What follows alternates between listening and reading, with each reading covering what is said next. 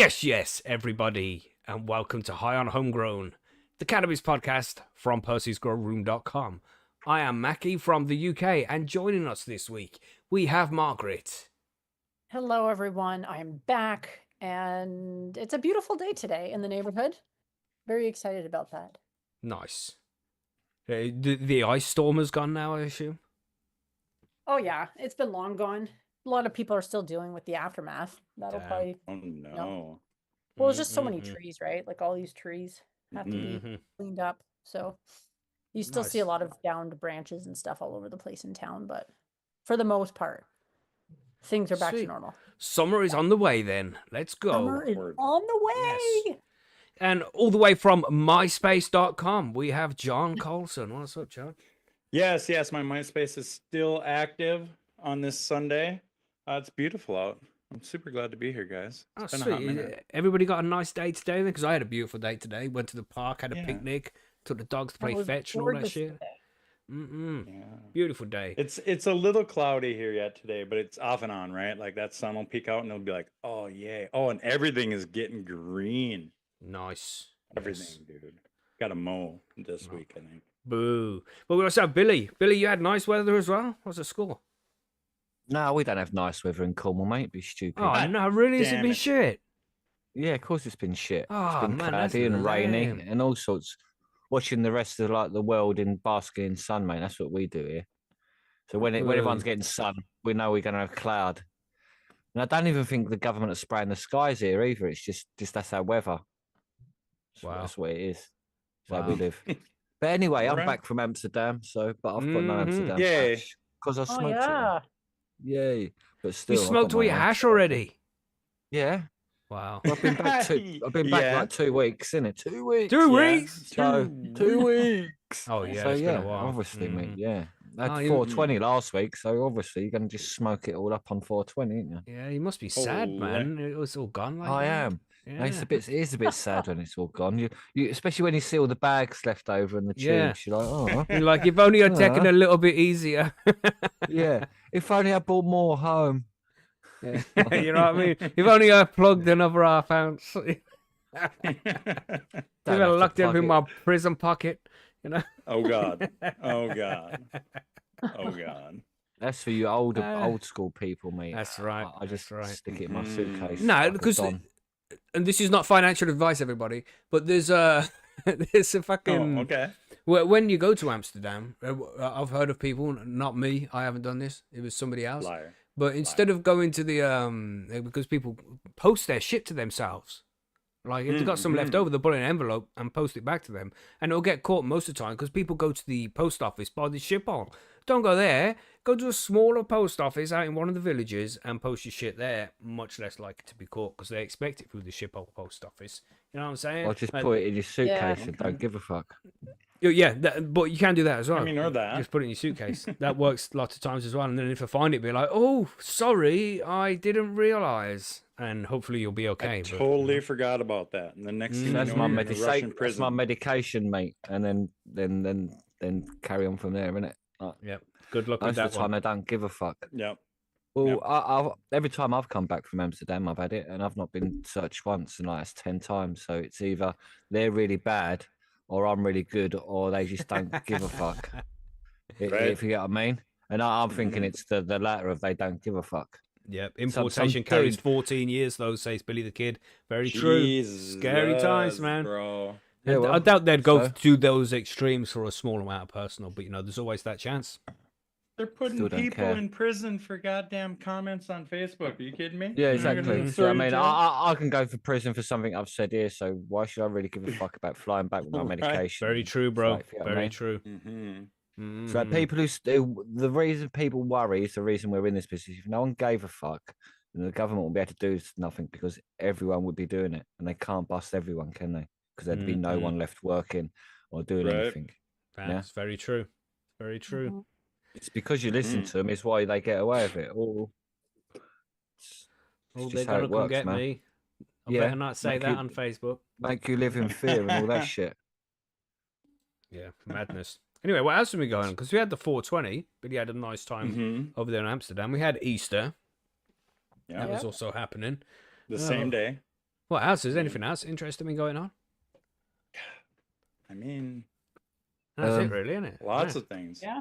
Well, apart from the world turning to shit, then not really, mate. Yeah, but that's been a constant degradation Yeah. slowly over time, but it Yeah, seems to be that's I getting know, worse. all the exactly. time, so. Yeah, that apart from that, apart from the normal degradation, yeah, I can't even The say world that has word. continued to It's some good degrade hash. day by Yeah. day at a constant rate. You know? Yeah, I don't know. Sometimes it spikes up and down the rate, but it's still like a steady Mhm. decline, really. Yeah, man. Well, But speaking yeah, of it's been a news, good week. we have got some news to be covering today. We've got 5 news articles. Let's have a quick look at what we're going to be covering today. We've got some interesting ones, as we do. We have a trade group sees CBD regulation at inflection point as UK agencies refine guidance. Whatever that means, we'll find out what that means when Billy does his story in a little bit. Got this shit. This is from the UK as well. This is police to stop searching people because they smell cannabis.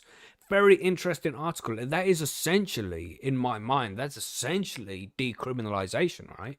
It's like if they smell it and they don't come and search you for it, then that's them turning a blind eye. That's decriminalization to some extent, isn't it? I don't know. Well, Step towards it, I would think. Yeah. Yeah, indeed. Yeah, But we'll discuss yeah. that when we get to the article in a bit. We've got this one as well. These cheeky bastards. Alcohol retailers say only they should be able to legally sell cannabis products. yeah, they can suck it. You know, the Yeah. like that. We want more of the monopoly, please. Yeah. Cheeky right? bastards. Uh, Cheeky no. bastards. Bipartisan, which is something that doesn't happen very often there in the USA. Bipartisan proposal would federally legalize cannabis in adult use states. So maybe there's going to be something happening, a step towards legalization in the states federally, which is long overdue, but let's see if something's coming up soon. Then we have one from Margaret here. Legalizing cannabis led to increase in use, but less misuse, study finds. Yeah, so lots of interesting articles to be covering here. But damn, yeah, I'm interested about that. Please stop searching people one. You know, it might just be a trap. Might just be a trap. Don't listen to them. Well, I mean, maybe they're just doing it because of the medical stuff. I They're don't know. not I trying don't know. to. Yeah, maybe 7 years is long enough for them all to catch up with it. Right. You know? Right. Damn. But anyway, what are we all smoking on today? What have you got, John? You got something nice? I'm still rocking the lemon sky, man. I'm trying to milk nice. that out. Beautiful. It's tasty. And we heard that sad story there from Billy about him running out of hash. So I suppose you might have some homemade hash, right, Billy? Yeah, I've got homemade hash now. All right, so it's not out then. So you still do have hash, just not Amsterdam Yeah. hash. You're Yeah, not- it's just not Amsterdam hash, though, is it? So Yeah. Oh well. What else you got? You just going straight hash, or what flour you got? no, I've got some gelato to smoke Okay, it very with tasty. Beautiful. as a bed of gelato. Okay. Making it sound like he's on a posh restaurant now, you know. A Yeah, fine yes. noodle of In your hashish croissants. presented, you know, in the croissant, you know, the croissant. A wafer thin, one wafer thin mint. You know, a wafer boy. thin roll of fine Moroccan hashish presented Yeah. on a low bed of scented cannabis herbs or something like that, right? Yeah, That was sounds pretty good. good. Nicely Close. done. That's Close. great. Yeah. Freestyled that as well, just there off the top of your head like that. Right. Presented in a gold leaf paper wrap. That's right. So that's the There challenge you for go. everybody out there. If you're listening, head down into the comments after the show is finished, of course, because it won't stay in the chat. But when the show's finished, go down to the comments and present to us, how would you write the description of a joint rolled with pure cannabis flower and a nice noodle of hashish? You present it as best as you can, as if it was in a Gordon Ramsay restaurant on 420. You know what I'm saying? Well, no, we want a Michelin chef. We don't want some swearing alcoholic, really, do we? Who Is he an could have been alcoholic? coked Is up. he?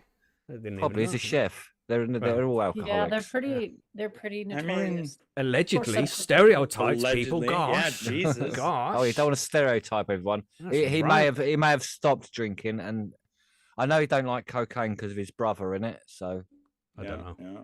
That's Yeah. a whole different story. But don't forget to do that, Yeah. people. That would be a little bit of fun for you there. But, yeah, I've just got my Mighty fired up with the same old shit weed in, which tastes absolutely fucking delicious. So, yeah, good times. We're all good to go. So is there anything to add before we go on to the news, or are we ready to chat some shit about some shit? Put the poll up. The poll? The poll, Yeah. the poll. It Because is for relevant the to grow today's guides, grow then yeah, for the grow guides, right, everybody, we're going to be covering compost, compost. right? And there's I a was gonna problem say- here. We have a disagreement on the panel, everybody. I think It's the only split person with down a the middle. problem is you, Macky. I think. Sorry, I had to mute. I had to mute us. Sorry, Margaret. You say it was me who disagrees? I said I think you're the only one with a problem. Actually, maybe Billy No. too. Yeah, but- Billy said, you know, Alright, the fine. Englishmen who speak English. Right. We're gonna start a poll, all right, everybody. So the poll is, how do you? It's also called a poll. Yeah. Oh poll. my! It's poll. That's what is that a poll? Huh? Oh, you didn't pull the door open. No, pull the door open. You pull Yeah. the door. That's got Yeah. a U in it. It's got a U in it, John, which is pronounced oh. Oh, say it with me. Oh, right? Yes. So Now let's pull. work on the You other see? word now. Now, oh Um, has got an oh. O sound to it. Say it with me. Oh, Oh. Post. oh, Post. poll, Post. compost. Because it's also Yeah, got the no. sound ah. Ah, Compost That's in it. that should be an A then. You know what I'm saying? Right. Jesus. Yeah, how do we Can even we just say get his poll up, goddamn. I don't know how to I'm lighting up my joint. compost Compost. as in That's what I think. post. As in or post or post. compost Compost. As in post. as in Yeah, where do you go take the posture. mail to? What's that place called As in again? the posture. post office. Oh, really? I How can you can't say Yeah. post believe office, it. but you don't say post office. Hey, you're influencing this No, poll. 'cause they're two You're different influencing the things. poll. That's unfair. You have to stop saying things like that, right? These Oh, convincing things you're shit. saying. Oh, God mister, damn. I've been Right. speaking English since time immemorial. That's But right. that's how we differentiate. That's how we differentiate the world. The word when it's spelt the same way is by a pronunciation. That's why post and It's post mean two different pronunciation. things. God Exactly. damn. God damn. I think Margaret got me there. Mhm. Fucking She hell. kinda Shots did. fired. Yeah, pretty fucked. Yeah, Yeah. find it hard to argue with that one. Shit. Unless I start calling it the post office. You kind of have to now forever. God, Fuck. I hate going to the post. But we haven't Open up my spoken. Yeah, mail. yeah, you know I hate that. But we haven't spoke about that. So in order for me not to be wrong, I just got to carry on holding on to the whole compost thing. Right, and then I'm still correct on compost. What I'm was just gonna that? change Wait a what minute. I think he said it. did I say You it? just said it. Fuck, you see, I said this at the start. I've had discussions with so many people who say it so many different ways. I don't even remember the original way I used to say it. It's just compost. Yeah, compost. So tune in for later on, everybody, when we have the grow guides, when we discuss how to say compost. All right. Who's trying to influence the poll now? Yeah. come Oh on. gosh. Ah. Sorry. Sorry. Do you know that like influencers always like now settle their fights in a ring with gloves or MMA and all of that? I think we should do that. We should all get in a ring. Let's do with that. big with really Okay. big fake gloves. Okay. Yeah, Right. Okay. Right. and big like For rubber suits and just Well, bounce co- around the ring at each other in a Jesus, bouncy Billy. castle style. There you go. You're out of control, bro. Should we talk about some news before Billy gets carried away and starts adding baby oil to that illusion? Oh God. Wait Let's a go. minute. Now For you the started Now news. you're it. talking. Now you're talking.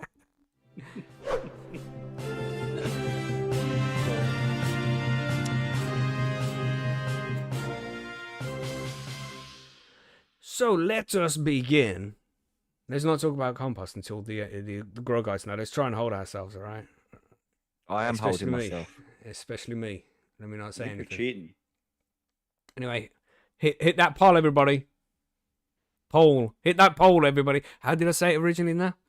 Anyway. Okay, so in today's news, we've got 5 stories, as I mentioned, and this one here is from Bristol Live. Hold on, the menu's opened up. I now. know. Oh, Sorry, look, buddy. hang on. Grumpus is starting another fight. It's aluminium, Grumpus. No, it's actually it is. It depends where you are because it is written differently in different. I It think is in the aluminum. USA it's aluminum, but for us in the Yeah. UK it's aluminium. Just like Aluminium. color Yeah. and Yep. Oh. flavor. Hey, let's. And- Why are we doing this? Why are we doing this? What What are we doing this? what the fuck I is will happening say here? When it comes to those spellings, John, unfortunately, your You're I the am the only one out on that one. That's for right. sure. Yes. Yes. Let's get him, Margaret. Let's get. Yeah, let's get him. Oh, great. Welcome great. You to the think you're gonna dark convert side. her? You're going to convert her from compost because of spelling? I don't think so. Anyway, let's go back to the news, or not go back. Just start the news. Let's do that. Jesus, yes. All right. So, police to stop searching people because they smell cannabis. 4 chiefs have brought in the new policy following concerns. So, they're finally having concerns that cannabis regulation is not working. Avon and Somerset police will no longer stop and search people just because they smell of cannabis. 4 chiefs have brought it into new policy following concerns raised by its independent scrutiny of police powers panel. Wow, that sounds like a spoof TV show. Right. Whose members suggested officers were too often using the measuring as a fishing expedition. So essentially they No. say, oh, I smell cannabis, and now that gives them an excuse to search people for shit, because they can be a little bit crooked like that. Instead, they must now have another reason for a stop and search, such as suspecting someone is in possession of a weapon or stolen goods. So you can't just be like, oh, I smell weed, I'm searching you. They have to have another reason for it, which is a good step, I think. Stop and search is never a good thing. I suppose that's a matter of opinion, but it is hoped the change will improve relations between police and the public. Let me tell you, it won't. Okay, you've already fucked it. Okay, people, it's going to take a lot more than that to repair the police reputation, and it's not just stop searching people when you smell cannabis. You need to fight in our favor to stop this bullshit regulation happening in the first place. So this is just a small step to improving relations, but it's not going to do very fucking much, because we know you're still going to arrest us if you find an ounce in the car. You know what I'm saying? Right. So, but some residents have expressed concerns about increasingly blatant cannabis use in the city, which last year's Lord Mayor saying the Bristol fog could even be smelled drifting into City Hall. Oh my gosh! Remember they still call London the Big Smoke because of how smoggy it was and how stinky it was. And I want to just complain about a little bit of cannabis smoke up in Bristol. Jesus, the cheek of them. Last Sunday's 420 protest in Castle Park, although not a new event, also raised questions as to why thousands of people were allowed to take drugs openly in public. The wording of that, allowed to take drugs. Right. It's shocking, Allowed to isn't it? use a plant that grows naturally. An Avon and Somerset police spokesman told the Post. That's right. That's right. That Post. Post. Yeah. Yep. Just keep reading that. Oh no, yeah, fuck. Oh, I mean, Stay with I'm me. going back. An Avon and Somerset police spokesman told the Post, "We are grateful for the feedback received from the ISOPPP and our communities, which have been instrumental in our work formulating a new stop and search policy." Stop and search is they talk a load of shit in the UK. I don't know if you're aware of this. But, stop What and happens search. here? Yeah, it happens right here on this panel. You know how I roll. Stop and search is an important tool available to officers to help prevent crime and identify offenders. We police by consent and know that stop and search powers must be used legitimately to maintain the public's trust and confidence. We strongly believe that the new policy will enable us to deliver that, as well as tackle the unacceptable issues around disproportionately that have been clear over many years. Frontline officers have received training around new policy to make sure that these improvements are felt by all of our communities. So essentially, that means in about 7 years, they might all find out about it. Every 7 years. You know what I mean? It takes about 7 years for news to get around the police force by the look of things, because there's like a third of them or something ridiculous. I can't remember the number exactly, but still a third of them don't even know that cannabis is legal for medical use. So, you know, it's crazy shit. And what I was going to say there was this whole police by consent thing, bullshit. Absolute bullshit. So why are you arresting people for possession for home grow? Who's asking you to come and do anything? Nobody's asking. Nobody. So who are you policing consent for?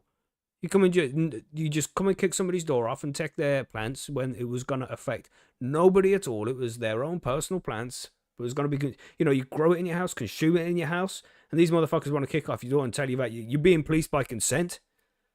These cheeky motherfuckers. They just haven't got a clue, have they? These cheeky motherfuckers. Yeah. Yeah. Where were we with this? I want to make sure I get it through. Okay. Within the new policy is greater clarification around the proportionality of conducting stop and searches in relation to the smell of cannabis. National guidance has previously stated it's not good practice to conduct a search purely based on the potential smell of cannabis, and we believe that making it clearer to officers what is considered reasonable grounds for a search within our force policy is in the best interests of everyone. That's a long sentence. Asked whether the new policy would impact the number of arrests for cannabis use, the spokesman added, anyone seen to be in possession of cannabis or indeed any illegal substance is breaking the law and will continue. You know what I mean? I always like to exaggerate that because it's just a fucking exaggeration in itself. Not breaking the fucking law. Anyway, because we police by consent, right? Will continue as before to be dealt with the most appropriate manner. This includes criminal prosecution, police caution, or being offered other interventions such as educational programs. That's the mind control techniques. Our priority is always first and foremost to target those who supply illegal substances, and the new policy will not bring any way to impact on officers' ability to do that. We will continue to target drug dealers robustly and bring them to justice to protect members of the public from the misery such criminal activity causes. And just to interject again, no, it's the prohibition that is the problem here. This is why there is problems caused by cannabis, is because it's illegal. If it wasn't fucking illegal, you wouldn't see all this criminal activity. It's like, who are these people, man? And why are they in charge of this fucking country? Who put these fools in charge, man? It's like the clowns are in control of the circus, It's fucking madness, man. Desmond Brown, chair of the Independent Scrutiny of Police Powers panel, it's those guys again, said implementation of the new guidance was an important protective measure that safeguards public trust. These guys, they don't even know how far, how much of a long way they are away of having the public's trust. Mr. Brown said, as a panel, we review hours of dip sampled footage of officers using their powers, including stop and search. Our review of past footage shows too many searches based solely on the smell, often leading to fishing trips for unrelated matters. Under the new guidance, officers must now identify at least one additional ground whilst conducting a search. We view this as an important protective measure that safeguards public trust and ensures stop and search powers are used fairly and proportionately. So there we go. What do you think, everybody? Is that some kind of decriminalization? What do you think, Margaret? How does this sound to you? I don't know if it's decriminalization per se, but it is a step in that direction. I mean, if they're not going to pull people over and say, oh, we're going to search your car because we think we smell weed, because that is kind of nuts. Yeah. So now it's like, oh, you were going 35 and a 30 and you smell of weed, Yeah. Have you got any proof that I was going 35? No, I was just eyeing it. Oh. Let's not get, smell weed. You know what I mean? That's not weed. Right. How dare you, officer? You accuse me of being a drug user. How dare you? That's libelous. So this didn't actually go to the courts or anything to get figured out. They just decided to do this. I think the police. Yeah, this is the police force. It's not like the courts have told them to do this. It's going to be, and maybe it's only going to be in Bristol as well. We'll see. I mean, that's surprisingly shows a lot of self-reflection in the case of the police, which is surprising. Right. Right. Hopefully it passes around the country and they all start doing the same thing. But maybe we can just tread a little bit lighter now. I don't know. It's just you don't have to be concerned about smelling like cannabis. It's madness, isn't it? It's madness. I just use another excuse to do. That's it. Yeah, that's it. They'll find something else to get you for. But he looked like he might have a knife. That'll do. Yeah. Yeah. You don't smell of cannabis. You might have a knife or weapon on you. Need to search you now. Oh look, we found cannabis. And a knife. No good. And Yeah. a knife. Yeah. Anyway. Yeah, so interesting story, I thought, and let's see if this evolves anywhere. You know, if we're going to see any kind of relaxation of the laws here in the UK regarding cannabis. We'll see. You know, I always like to remain pessimistic with that one. Hopefully, it's moving that way. We can dream, John. Little things like this, you know, step by step. Maybe we'll get there one day. Yeah. Oh my God. What were you saying, John? Because we got some news from the USA here that's quite promising as well, right? What are we saying there? Yeah, it sounds like it. Let me just pull it up real quick. This is from Ganjapreneur. I've never had to say that before. That's a good word. You did great. Not from Compost Daily. Yeah, it's not comp. I can't even say it that way, guys. And this is not nearly as controversial as the other one. No. We can make it controversial. Let's go. Yeah. All right. Bipartisan proposal would federally legalize cannabis in adult use states. Graham Abbott from the Ganjapreneur is bringing this to us. So a bipartisan proposal filed in the House of Representatives A bipartisan proposal filed in the House of Representatives would federally legalize cannabis in states, territories, and tribal nations that have already passed adult use reforms. And hold on, sorry, John. Okay, you might even explain this in the article, but we're going to ask now if interrupted anyway. Is like if they legalize it federally, doesn't that apply across all the states? They legalize it federally for just a few states. How does that work? That's what I was confused about. How do you federally legalize in adult use states? So I don't think it's about that. I think it's more about being able to move around with it. Right. Okay. You know what I mean? It's adding that step, whereas like here in Minnesota, it's legal. North Dakota's not legal. I technically am not supposed to go to North Dakota with it. Right. So you're crossing state lines will be okay. Yeah. All right. Right. So it sounds like, to me, it sounds like that's what this is all about here. Right. And I just breezed through it a little bit, and it's a short one, so we'll find out pretty quick, I think. Yeah, let's have a look.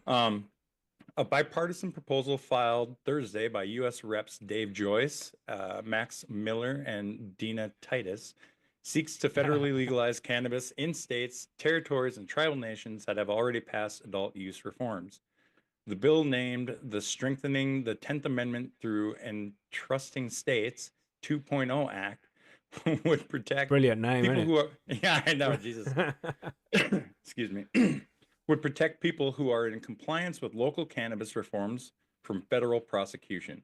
Additionally, the legislation would legalize interstate commerce of cannabis products and reform the industry's tax structure so that state legal businesses would no longer run afoul of the IRS's Section 280E tax code. Whether a state is pro-legalization or anti-legalization, we can all agree that the current federal approach to cannabis policy is not working, Rep. Joyce, a co-chair of the Congressional Cannabis Caucus, said in a press release.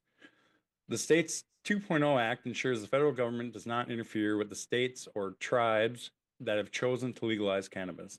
This common sense proposal is exactly the type of legislation I hope to advance as co-chair of the Cannabis Caucus. It's time for national policy to catch up with the states, or at least get out of the way, says Representative Titus. Meanwhile, Representative Miller said that the state's 2.0 Act would establish common sense guardrails that protect children, promote public safety, support scientific research, address addiction and mental health concerns, and uphold the rights of communities that choose to opt out of cannabis use. This legalization empowers each state to adopt policies that reflect the needs and values of their residents without fear of federal interference, Miller said. That's all I got. Yeah, man. So it sounds like good news, right? It's a short one, yeah. Yeah, that sounds good. I mean, like, I don't hear nothing bad in there about it. It's just how long it's going to take, right? So you're going to get some sort of tax code and shit, so everyone can do their banking, basically. Right. It sounds like it's more than just like the interstate, you know, the traveling with it or moving it or anything. Or So the federal, so that's the banking and the cross-state line stuff, which is also part of the banking as well, because that's the same thing, isn't it? So that'd be really good, wouldn't it? Yeah, I think This Everyone's seems to be free the then. best way for it to go, Mm. because that Right. essentially the federal government says it's up to you states. You guys deal Yeah. with it, and we'll just step back.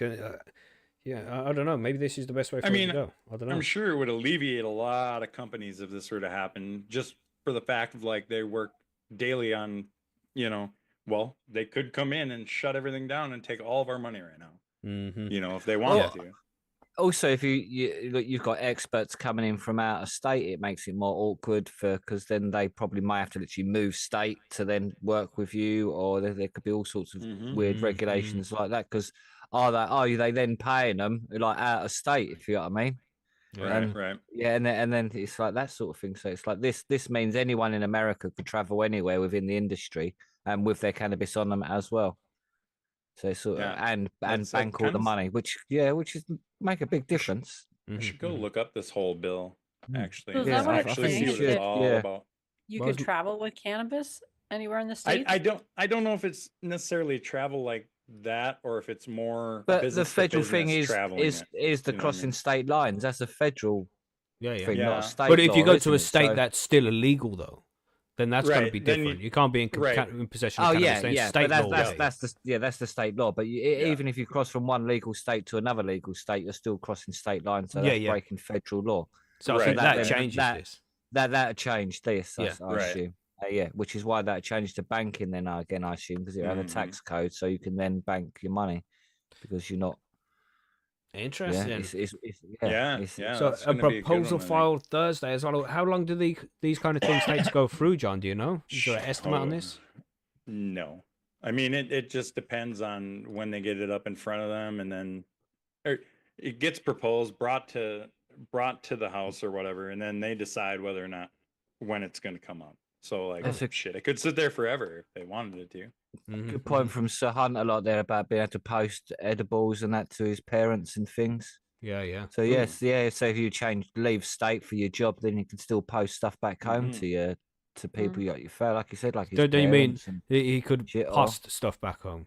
Yeah, post. Yeah, he could post stuff. Yeah. Nobody sends things in the post. Nobody sends anything in the post at all. No, we just said we're saying past, but partially in the past. Oh, in the past. That did cross my mind when I said it. Yes, but we're living in the present. That's right. So it's pronounced past. Oh my God! I wonder how that poll's doing. We check that in the smoke break. Somebody's getting stabbed today. I swear. It says 61 to me. Yeah, 61 votes. Yeah. All right. We'll come back to that. Right. So Margaret, what do you have for us today? What do we have here? Yeah. Oh, well, we have an article. More interesting news. Okay. Let me just pull it up here because it won't open on my computer for some reason. Legalizing cannabis. That is incorrect. Okay. Legalizing cannabis led to an increase in use, but less misuse, study finds. The study of over 1,400 cannabis consumers in Canada showed that post-legalization frequency of use increased, but the amount of use deemed problematic decreased. So I hope everybody's on the same. That's a lot of words. Increase, decrease, all these creases. A study examining trends in adult cannabis consumption in Canada following legalization in 2018 has found that although overall frequency of use increased slightly, the number of individuals whose use was designated problematic decreased marginally. Published in the journal JAMA Network Open, the research analyzed data from 1,428 participants who provided information about their cannabis consumption every 6 months over a 5-year period, beginning in October 2018 when legal sales commenced. The researchers sought to understand how adult use cannabis legislation affected consumption habits, particularly regarding frequency of use, problematic usage patterns, and preferred consumption methods.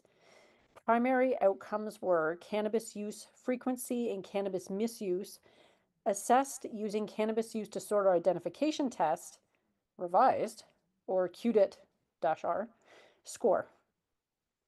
That was really long. Yeah, that was crazy. Pre-legalization, cannabis use frequency, age, and sex were examined as moderators. Secondary outcomes included changes in cannabis product preferences over time, the study explained. The data revealed that cannabis use frequency increased by 0.35% annually, equating to 1.75% over the 5-year study period. Equally minor was the decrease in cases of problematic cannabis use as defined by the QDIT-R assessment. The Cannabis Use Disorder Identification Test revised. I was thinking, is she going to read it again? Is she going to read it? And you did. It was there, and I like nobody's gonna remember what. But I heard you like know, right? sigh before you like. Here we go again. You know? This is measured on a scale of 32 points, and the reduction shown was 0.4 over the 5-year period. We note that for both outcomes, while changes were statistically significant, it is debatable whether these changes were clinically significant, particularly in the case of the QDIT-R, which decreased by only 0.4 points on the scale of 32 over 5 years, the study authors wrote. The largest declines in frequency of use were in the group that used cannabis the most frequently pre-legalization. The sharpest decline in cases of cannabis use disorder came during COVID 2019 pandemic, particularly among individuals who are using cannabis weekly pre-legalization. Research suggests that this demonstrates a cannabis-consuming population that was maturing and learning to use cannabis in a more responsible way. The result suggests that the legalization of cannabis in Canada in 2018 has mixed effects on public health. While the decline in cases of cannabis misuse disorder was seen as a positive outcome, the increase in frequency of use was deemed a negative outcome. The cohort study found a small increase in mean cannabis use frequency and a small decrease in mean cannabis misuse in the 5 years following recreational cannabis legalization in a community based on non-clinical. Holy shit. I think we all have the gist of the article. That's yes, right. I could go on, but they're just It's going the to same. keep repeating misuse and use and cannabis, and that's just Right. it's convoluted. But yeah, so in 5 years, I guess it's actually been longer than 5 years, but this study was over 5 years. Cannabis misuse, for cannabis frequency, cannabis use increased a little bit, but cannabis misuse decreased. Was that it? Now I'm confused. Strange, isn't it? How the oh my Jesus, the use increases. So what is causing the cannabis misuse then? You know, it's obviously not the amount of people using it. You'd expect to see cannabis misuse in a certain amount of the population, regardless of legal or not. You know, it'll be, like, of the how people are they judging it? Is my question. There's so many questions. Like, What classes what do as they- misuse? Yeah, Right, yeah. exactly. really... Like, are they getting the data from people that are coming into the hospital? Or are they getting it from people getting picked up by the police? Are they getting Yeah, it? You understand what I'm saying? Like, what is what do they mean? Because that's it, John. Maybe that's it. Because a certain amount of the people who do get picked up by police with cannabis when it was illegal would have had to go to one of those courses and be like, "Oh, Right. I have cannabis misuse." When they don't really, they were just caught smoking while they were driving and got sent on this course. So maybe then that would be a small percentage. It's an interesting one. What's your thoughts there, Margaret? They didn't actually say like where they got the participants from. It just sounds like they were all cannabis users, obviously, Right. at the time of legalization. But overall frequency of use increased slightly, but misuse decreased. So I think it's a net positive. Okay. But the kid said misuse is when it stops you from going about your daily life, which seems to be correct. But then, I mean, when it's illegal, it does stop you from going about your daily life because you don't want to go outside and smell like cannabis because you have the potential of being arrested. Or stigmatized for it. But that wouldn't be a consideration in this particular study because it's legal here, bitches. Rub it in, Margaret. Thank you. Jesus. We're just here happy that now they won't search us if we smell a weed. Exactly. So we're all winning. We're all winning. We're all winning. We're heading in the right direction. What can you say? America is winning right now. America. Oh dear. You notice how I said that there? The Americas? See Did you say the Americas? I did. I said the Americas is winning right now. Oh, I missed that little whatever that was. I'm just trying to be multi-continental. Okay. Multi-continental. Right. Multi-country continental. How about that? Yeah. Yeah. It's just when he gets across the Atlantic here, it starts to get a bit fucked. Yeah. Listen, we're sticking together over here, okay? Yeah, right. So let's go on to Billy's one. What's this one saying, Billy? The trade group sees CBD regulation at inflection point. What the fuck are they even talking about? Well, it all makes sense now. So basically, a leading trade association said that the country's regulatory framework for CBD products has reached a significant inflection point after health and safety officials recently issued updated guidance. So the guidance comes as the Food Standards Agency, the FSA, has closed the window for new candidate products for further tightened the CBD approval process under new rules for new and novel foods. So in a statement, the Cannabis Trades Association, the CTA, said that the regulatory expectations are now clearer, stricter, and more aligned with scientific evidence and public safety, which I suppose is sort of a good thing in a small way. So the FSA and the Medicines Healthcare Products and Regulatory Agency, the MHRA, both issued statements recently that they said they are more intended to bring more clarity to the sector. So I suppose just to make sense of really of the laws, because they're the big grey area, there's no science behind it, or if you know what I mean. So the MHRA have affirmed that any CBD product making medical claims must be at least classified and regulated as a medicine now. Yeah, so that's if you're making medical claims. So most of them do. So unless they change, obviously, we'll help you what they're sleep saying better it does. and all that Yeah, shit. that could be that could be medical though. We'll help relax your muscles. That'd be medical though, wouldn't it? Yeah, keep going. Yeah. So like literally anything. So products containing cannabidiol, the CBD, used for medical purposes are medicines, the agency said. If a company markets a CBD containing product that makes a medical claim, it will be considered to fall within the definition of a medical product to be legally marketed. Such products require formal marketing authorization. So could you like said- release a CBD product that says on the bottom does absolutely nothing, wink face, and you'd get away with it? Yeah. Possibly, yes. Right. Simultaneously, the FSA asserted that all ingestible non-medical CBD products, and this is what your wink face products considered novel foods, must be authorized to be sold. The agency said only these products that meet detailed safety, labeling, and usage specifications will be permitted. Sounds like somebody got past an envelope. Yeah, so you got to specify what it's used. So the winky face isn't enough, mate. Yeah. This is yeah. actually just food. Yeah. This is used to boost your endocannabinoid system, which will probably then be classed as medical. That's right. Yeah, just saying that. Yeah. So it's crazy shit. So though a CBD public list, the FSA has allowed products with ongoing or validated novel food applications to remain on the market in absence of regulations.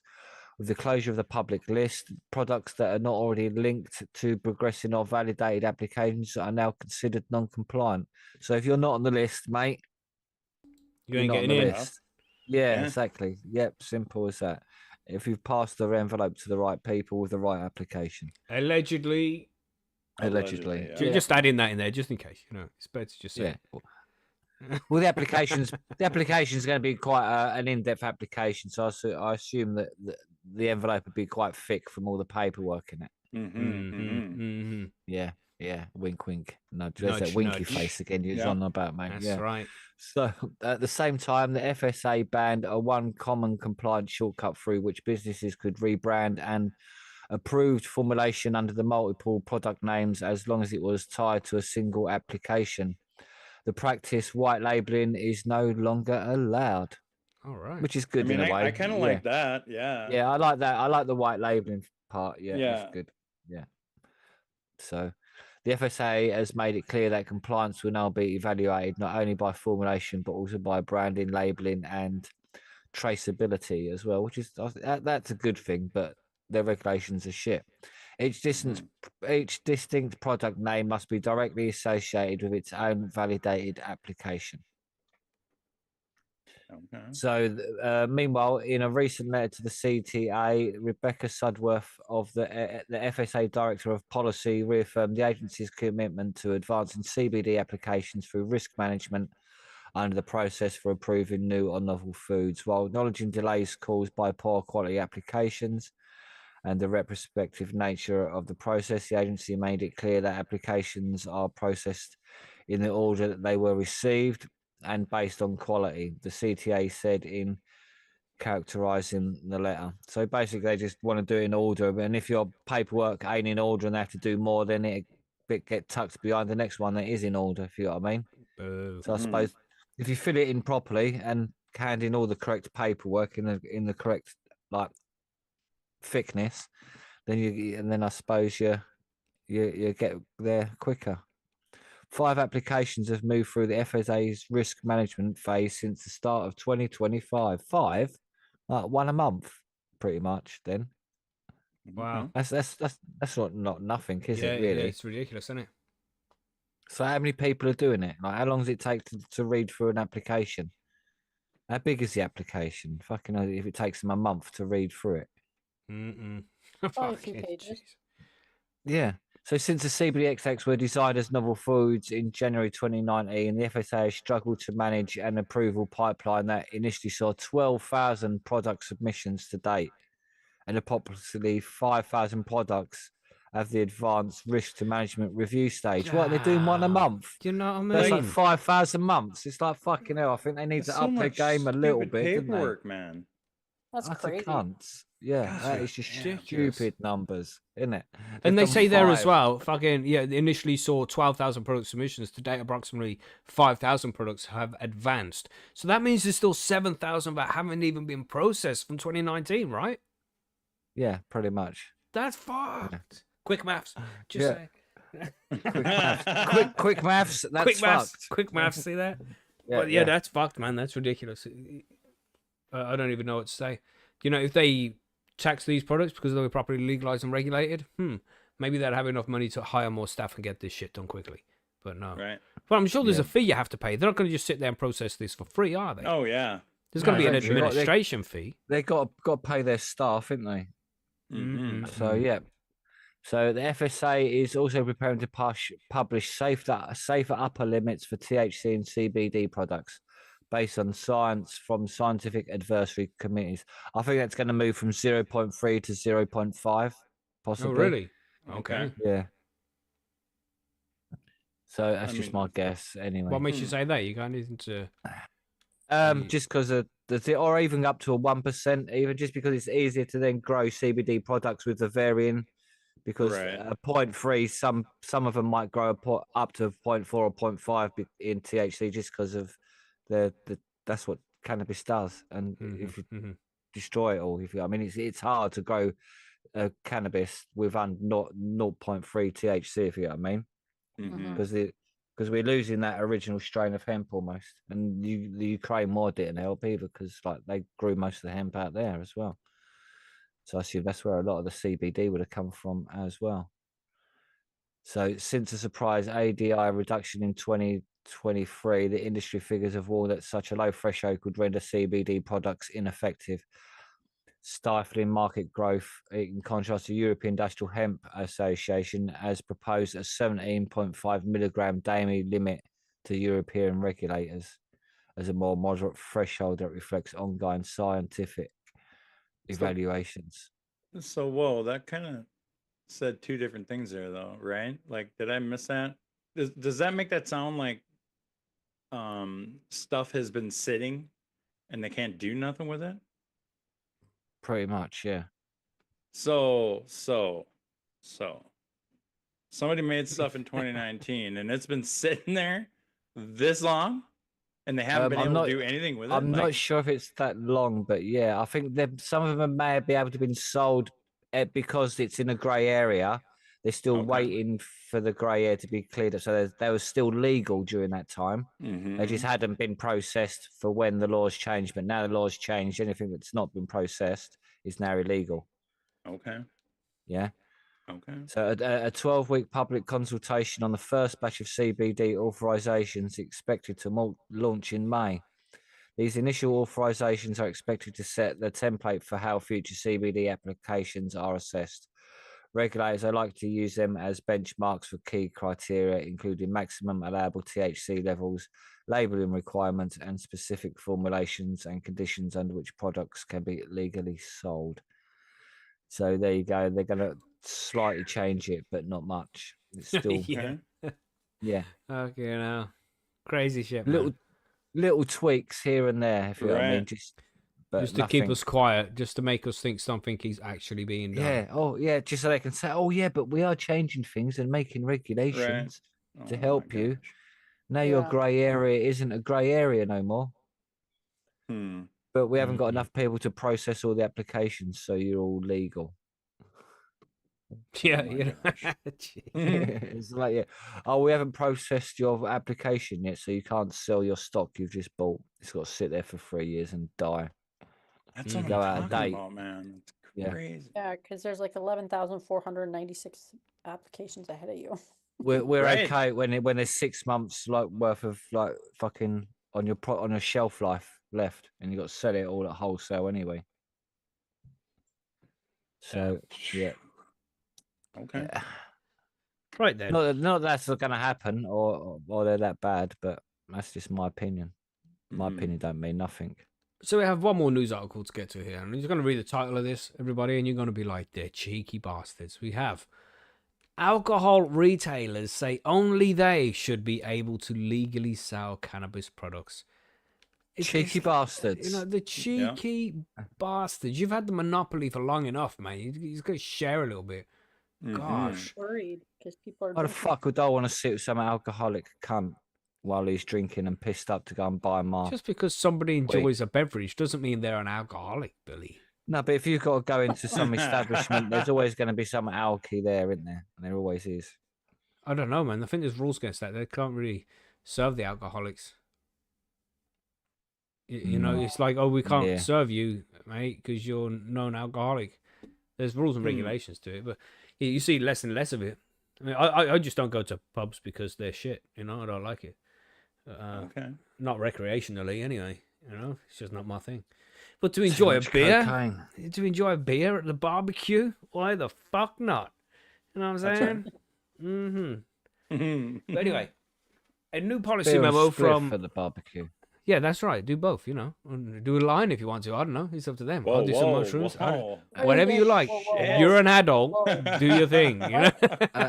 What? A line dance you're on about, I assume. Yeah, I think we're some going back to cats. the A's, man. Get some of the cat down there. Get some you know? ketamine down your throat. Some special K. Jeez. You know?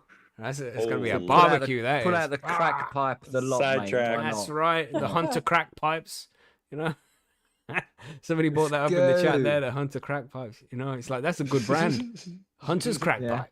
You know? Anyway, definitely get your flags after that fucking 30 seconds of craziness there. Gosh.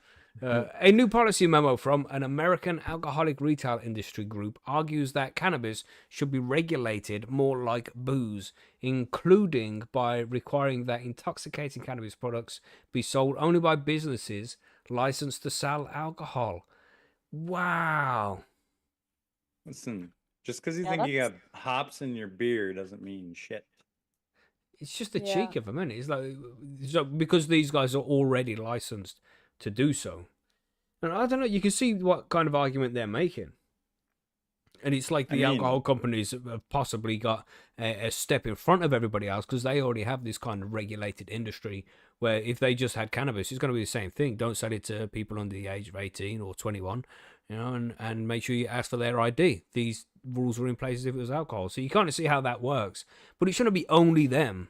You know, they should also be ordinary people that can get involved in the business if they wanted to, you know? I mean, from that logic, you could have every convenience store sell Yeah. cannabis as well, because you have if you go in to buy cigarettes, they ask for your ID.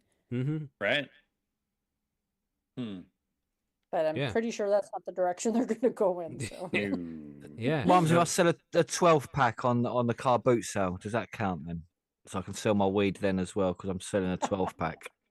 The 12-pack will cost you like 10 grand or something. You know, I'm selling alcohol. What are you on about? There it is. There it is. Look, there's a 12-pack for sale. 10 grand if you want it, mate. No, it's premium. Fucking found a loophole. Let's go. It's Cali 12-pack, mate. Mm-hmm.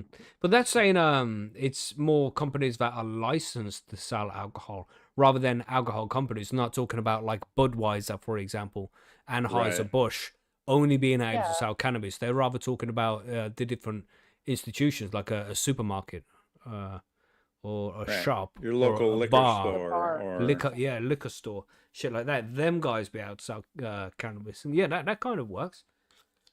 Yeah, but I want to go into a cannabis only venue. So there is no booze But for it sale. could be like, I mean, from this logic too, it could be, I mean, there's a local axe club in town and they are licensed to sell alcohol. Could that mean they could start selling weed too? Maybe you need the license to sell alcohol, but then you don't sell alcohol. You only sell Yeah, the yeah. weed. Maybe it's gonna be And that'd something be like yeah. because right now it's an alcohol license, but maybe it will turn into like an illicit substance license where you can sell cannabis and there alcohol you together. go. Maybe. drugs and alcohol, or cannabis and Right. alcohol license. Like, yeah. I mean, this is in the US too, because in Canada, you're not allowed to sell cannabis if Them you're selling together. tobacco. Selling Right. alcohol. Yeah, No, yeah. that's very specific. Yeah. We'll have a little more of a look at this. We've got states should restrict the sales of intoxicating THC products to businesses licensed to sell beverage alcohol and that are regularly inspected for compliance with laws aimed at preventing sales to individuals under the age of 21, says the memo, published this month by the American Beverage Licensees Trade Association. The group contends that alcohol retailers with many decades of proven compliance are best positioned to sell these products. Regulators should also treat cannabis similar to alcohol, the two-page policy memo says, such as by establishing licensing requirements, clear labeling standards, and restrictions on advertisements. It may also include limits on potency per serving, the alcohol trade group asserted. I mean, I'm agreeing with all of this so far. But it's all happening already. Mm-hmm. But is it Like, going you know what to I mean? people? Is it going to groups? Is it going to institutions that already sell alcohol? No. Yeah, I think that's what the argument is here. You know, just by giving it to a place that already follows these regulations, they're already kind of transferable skills or something. Because they already do for alcohol, then they'll know how to apply the rules to cannabis as well. So it won't be too much Is of a it that learning hard? curve. No, I don't think so. I But mean, I don't know if it's that hard to like But- comply with legislation. Like, oh, you're under this Right. legal limit. I can't sell it to you. Goodbye. Yeah. I don't know. But other than this, there'll be the government or the state saying, "Oh, you need to have a separate cannabis license if you want to sell cannabis and alcohol." Right. And then that's a bit of fuckery. I don't know. Maybe I don't know. Then it's an extra license. It's more fucking bullshit, isn't it? Maybe they could just More make it bureaucracy. you wouldn't have to apply for an additional cannabis license if you're already licensed to sell alcohol. Mm-hmm. Okay. But maybe we should actually read the article. Yeah, listen. He might reveal all of this as we go. Right. The THC products should also be lab tested for safety, purity, and potency. The paper says testing should verify the absence of harmful contaminants, including but not limited to heavy metals, pesticides, mold, and residue solvents, and confirm THC potency to prevent unintentional harmful What the hell are we effects. talking about here? Don't they already do that? Yeah, Yes, they should already do That's this, right? That doesn't make any sense of This this. lobby I- has told them to Are they brush just up. boasting that they also can do this because they're already doing that? Like that's all I can see out of this. And that's why we should get the licenses. You know what I mean? Mm-hmm. Well, anybody should be able to apply for a license. It shouldn't just be alcohol Right. businesses. It's like, Yeah. what is the alcohol license step one, and then once you got that one, you can apply for the cannabis one? You have to have that first? Is that what they're talking about here? I don't You know what I mean? Fucking crazy. Anyway, Sorry, I blew up. yeah, calm down, John. Fucking hell. Smoke, bro. Jesus Christ.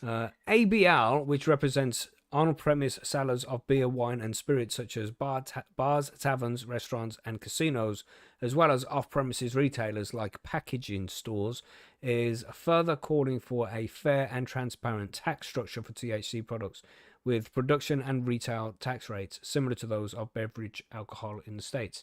To ensure a working system, the memo also urges enforcement of laws and regulations. This includes penalties for selling to underage individuals, failure to comply with testing and labeling requirements, and operating without a license, the document says.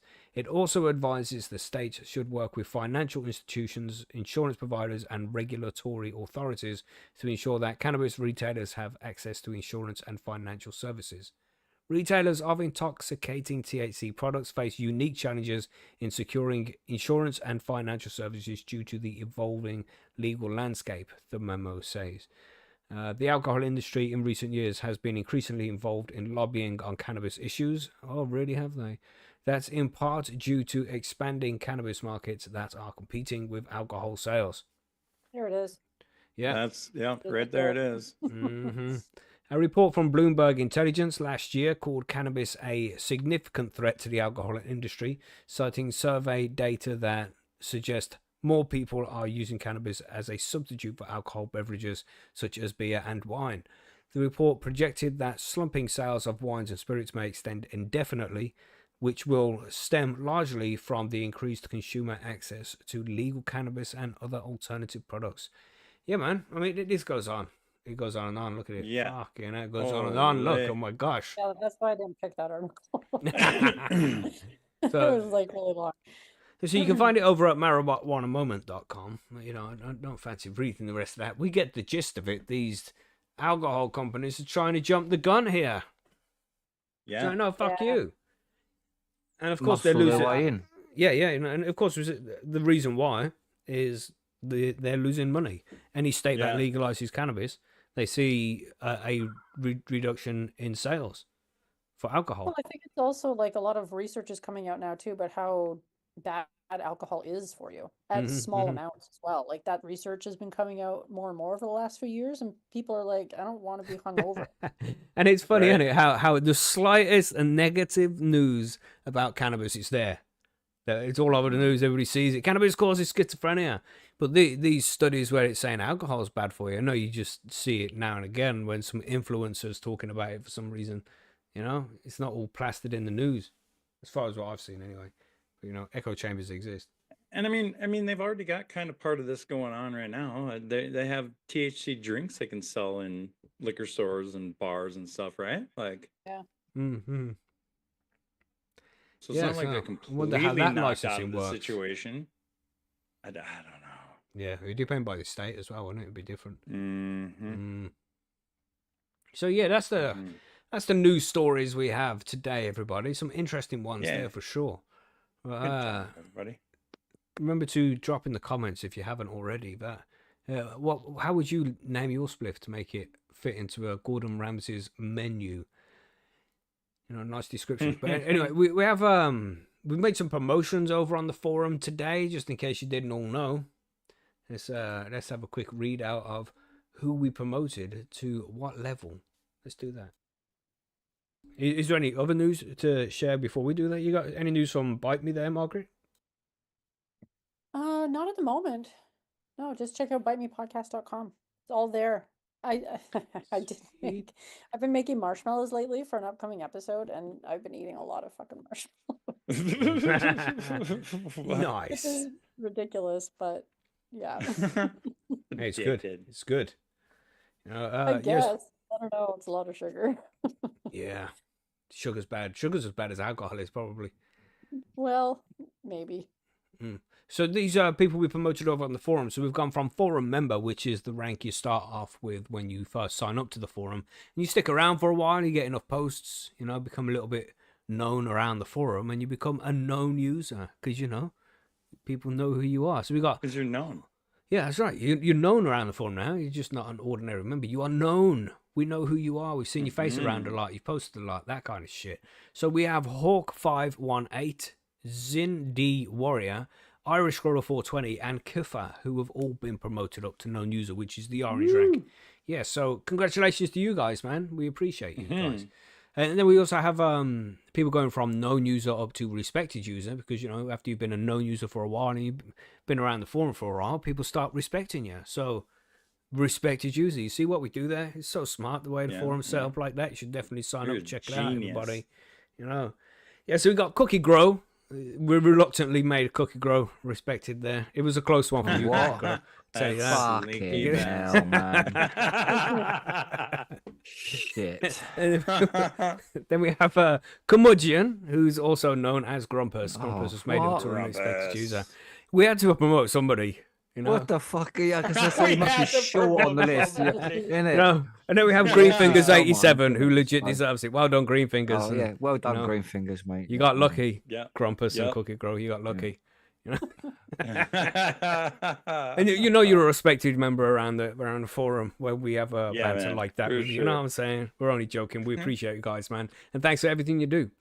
And after respected, you know, when you've been around for a couple of years at the forum and you're a regular face around there, then we have veteran members because this is where you become like a veteran of the community. Been there for a long time.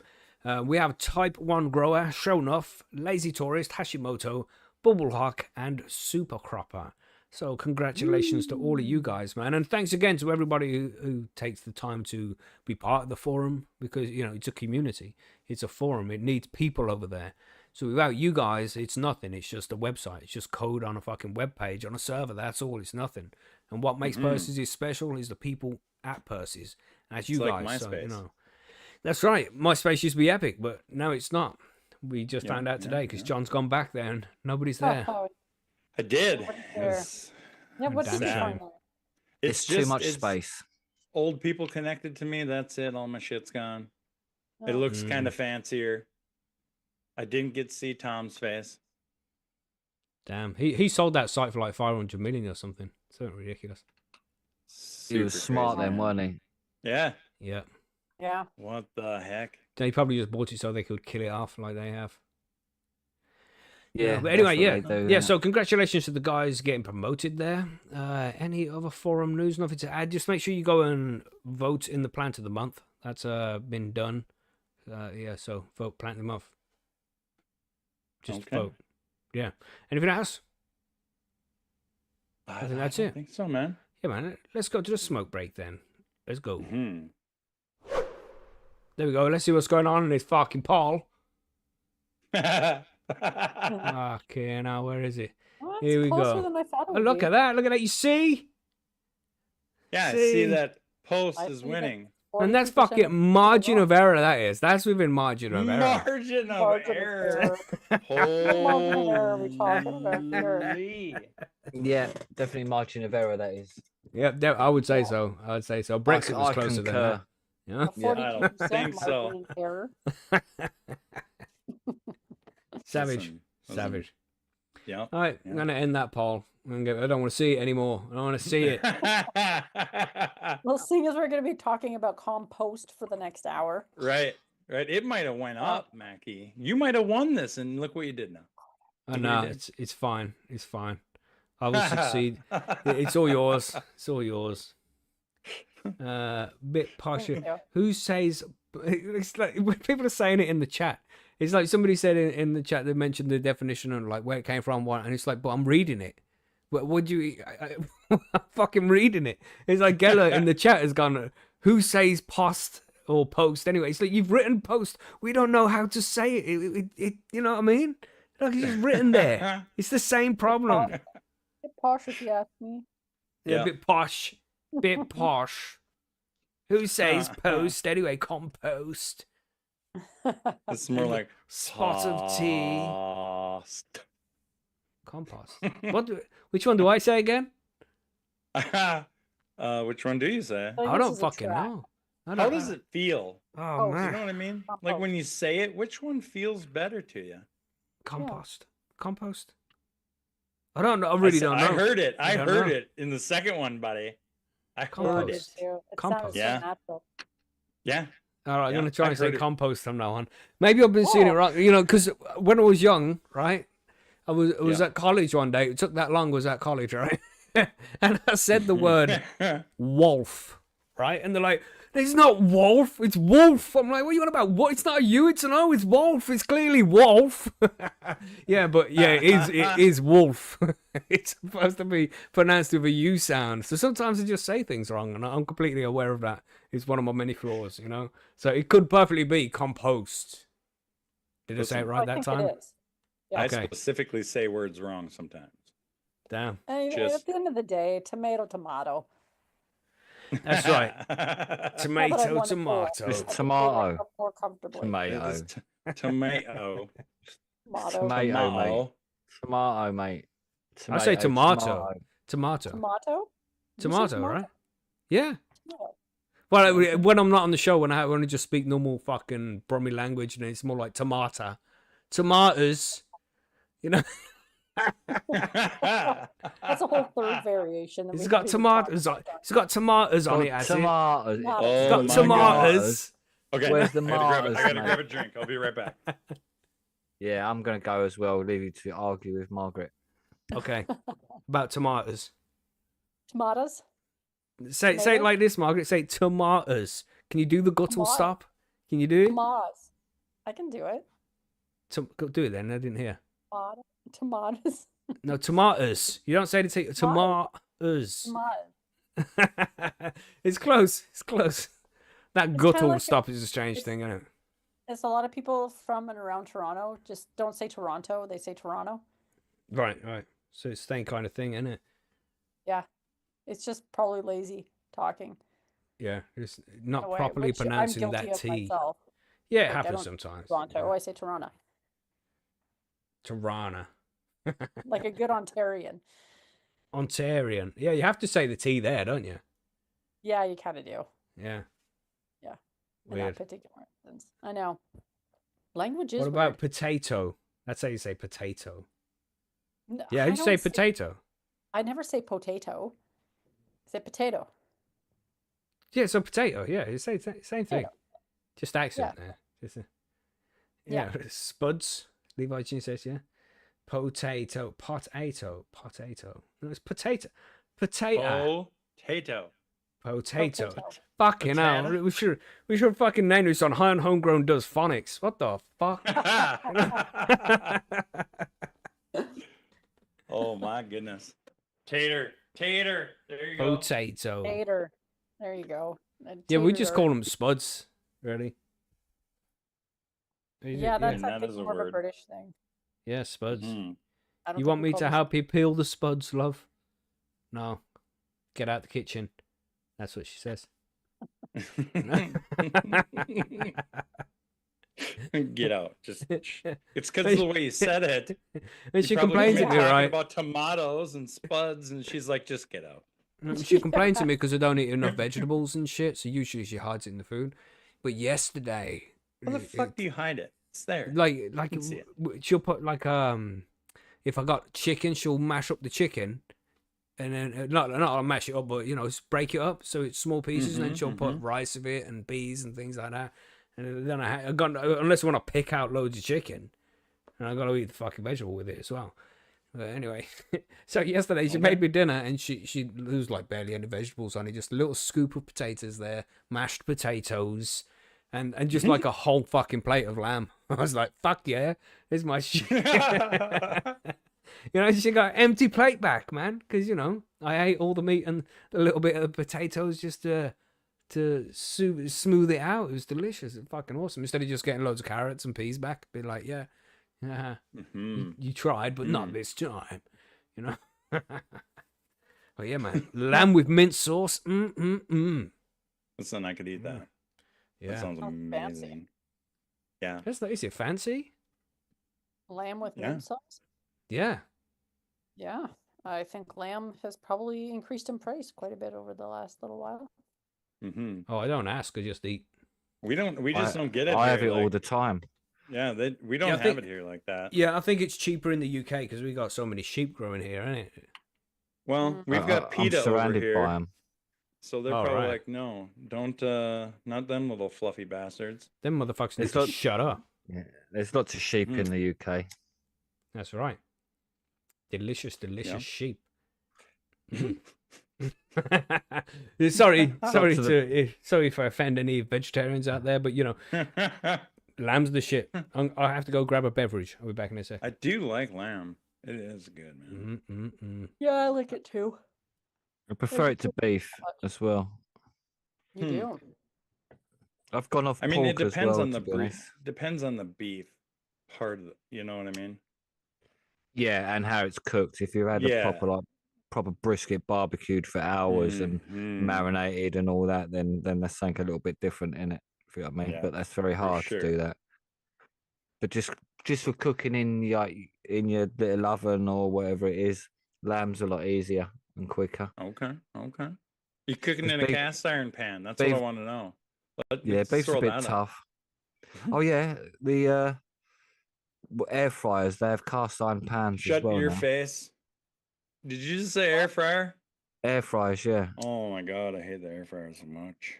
You hate the air depends fryer? You're on- the first I person I've ever do. heard. But Well, what one? because listen, people, it's not a goddamn fryer. Yeah, First but of all, you aren't does frying something anything. similar, but with only like a little bit of oil instead of like a cup of it. Listen, Yeah, if instead of deep you fat take frying. if you take, I don't even care what it is. Let's say a mozzarella stick, Yeah. or something, and you cook it in the air fryer, and then you take that against one that's been done in a fryer, and you eat the two. One out of the fryer is 100% better, Okay. flavor wise. Right. It might not be as healthy for you, okay? Right. It's But we're probably not talking about definitely- Yeah. Yeah, no, but we are. That's why I use the air fryer because I don't want to die of cholesterol, Oh death, my god. heart And attacks, it's and like all that. expensive to buy all that oil and use it to cook. Yeah. You're deep frying or whatever. If I want- I don't think they sell beef tallow really, do they? Otherwise, think I you would can, cook. yeah. A couple weekends ago. Yeah. Yeah, my Yeah, missus I has been suppose using it's beef not tallow really- for ages, man. Yeah? Yeah, we don't use any seed oils, just beef tallow. Okay, I'll probably have to get And some goose maybe fat start as well. cooking with it. Mm. Yeah, I, I mean, use I goose seen fat. somebody cook a steak in the air fryer and I lost my shit. Because it was so good. No, no, No. they need to be arrested. No. That's worse than putting Yes. nasty things on Facebook. That That's is fucked. horseshit. Like, I don't know I don't own an air fryer. I just hear that they're great. A steak is not what I would think of cooking in one, that's for sure.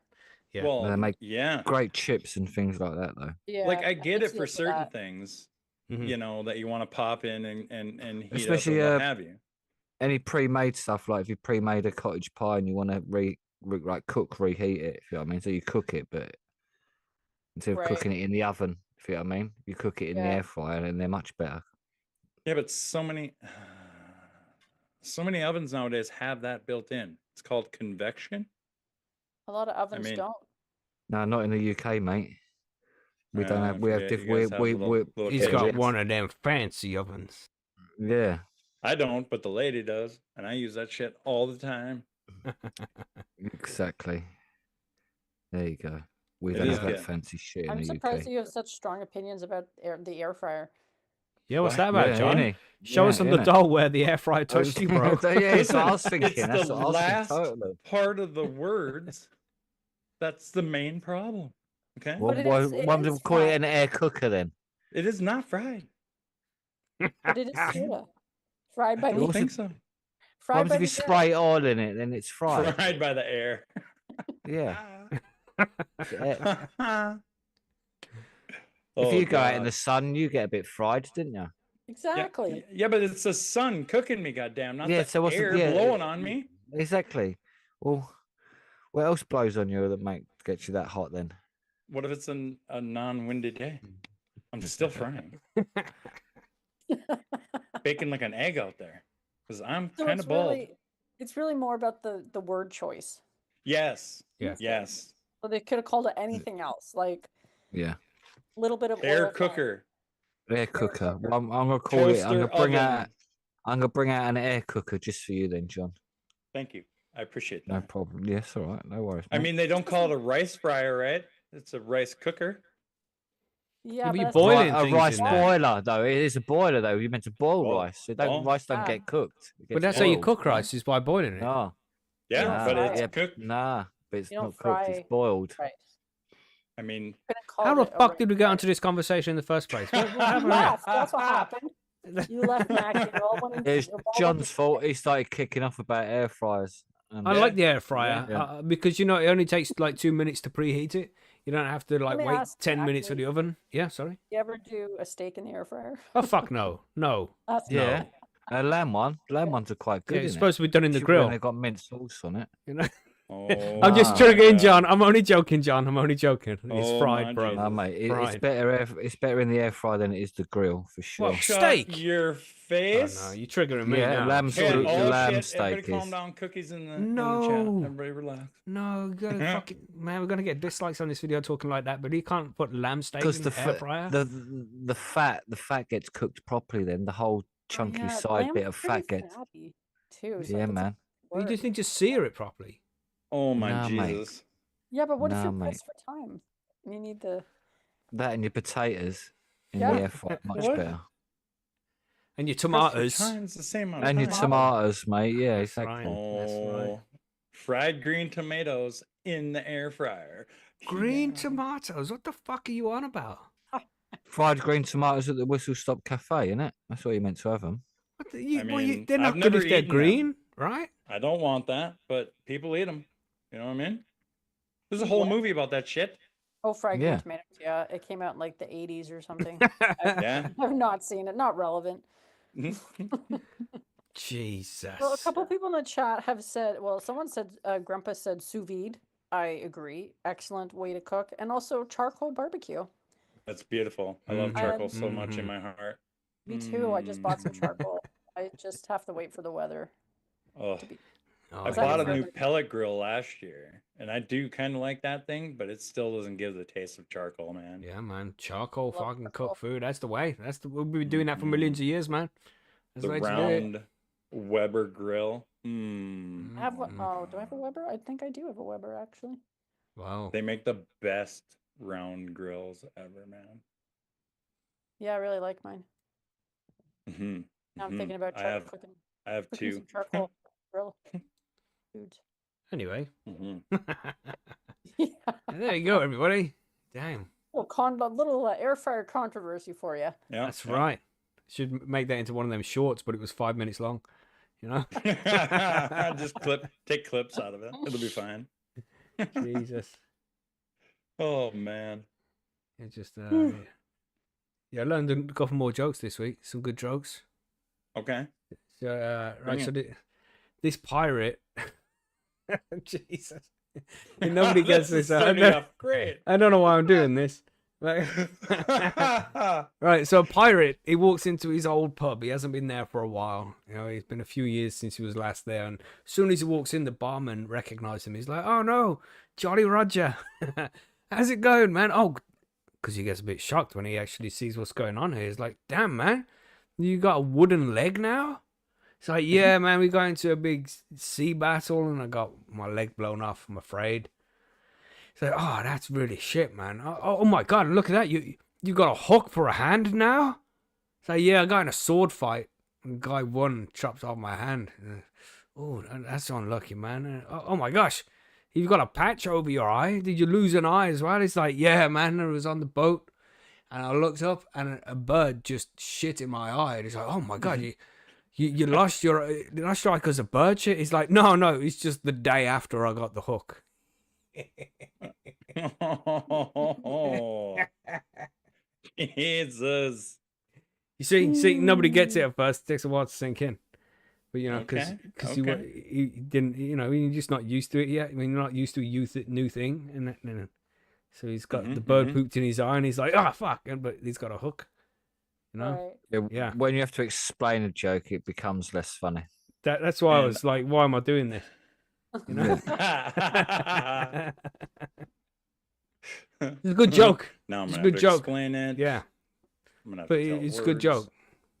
2 days later, he died trying to wipe You can his ass, see that's everyone falling about in chat. Look, they But can't the- even say nothing. They're laughing that hard. Yeah, that's right. Tight. Let's see them laughing emojis. Let's see that. Oh man. Yeah, man, good joke. Oh. Good joke there. So if a bird Yeah. shits in your eye and you got a hook for a hand, don't reach for it instantly. All right? Yep. Think Right. about it first. Think about it. Yeah. PSA of the day. That's right. Same when you just want to scratch your nuts as well, I'd say. Yeah. Yeah. Is that a quote from Confucius? Is it a man figures out that you don't have to use violence all the time when a mosquito lands on his nutsack or some shit like that? Well, it's know. definitely Confucius. Yes, I think it was Confucius.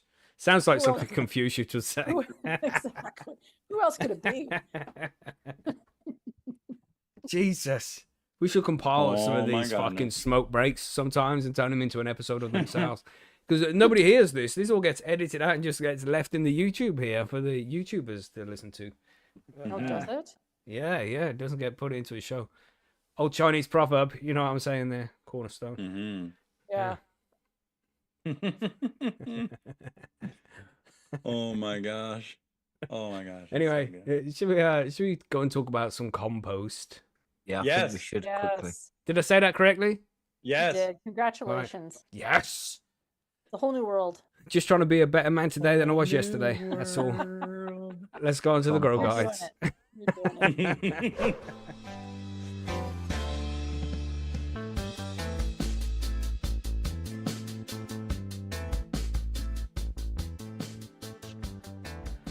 So today, my old chums, we're going to talk about compost. I don't know if Your I can do it. commitment to the cause is impressive. I love today's show so much. This has been so good. So yes, compost, however you may say it, that's what we're going to be talking about today. And not just compost itself, but we're talking about worm castings as well, because we want to run through both there. We want to have just a brief idea of how each one of those works, because we're going to do a mini series here, all right? We're going to do a little mini series, just in case you don't know. We want to just talk about how to make your own living soil and how to make a raised bed and shit like that, so you can, put it all together and grow like Marco grows. We're going to talk about, this episode we're going to talk about compost and worm castings, and then because you need that shit to make a decent soil for when you're making your own homemade soil. So we're going to talk about that one next week. Yeah, next week. Sorry, I got distracted. What's your favorite strain right now? We discussed that last week, bro. But yes. So you're going to use this compost in some soil that you're making next week. You won't make the soil next week. Just all the information is going to be there. So then you got to make that soil, let that cook, and then you're going to put it into a raised bed with horizontal, different layers on it and shit. It's going to be very cool. Nice little series, and just give you some ideas on how you can set up your own grow like that, because I think it's an awesome way to grow. But we're going to start off, as I said, talking about compost. Is that correct? Correct. No. I don't know. It sounded like that was in between there. Oh. I'm trying. I'm putting the effort in there. Okay. One Okay. day at a time. So does anybody make their own compost? Oh my God. I'm going to alternate. No. Between them. All right. Do you make your own compost there, Margaret? I did it one time. I wasn't particularly scientific about it, but I did make some. Yeah.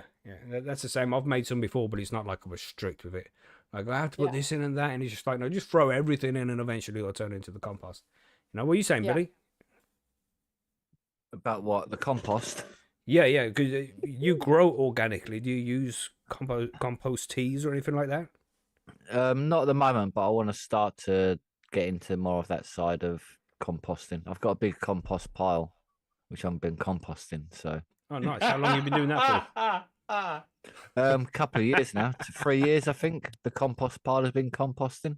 Oh my Jesus! Jesus, this is difficult. Yeah. I don't know what to do. Don't want to put you in a predicament, but my compost pile has been composting for 3 years now.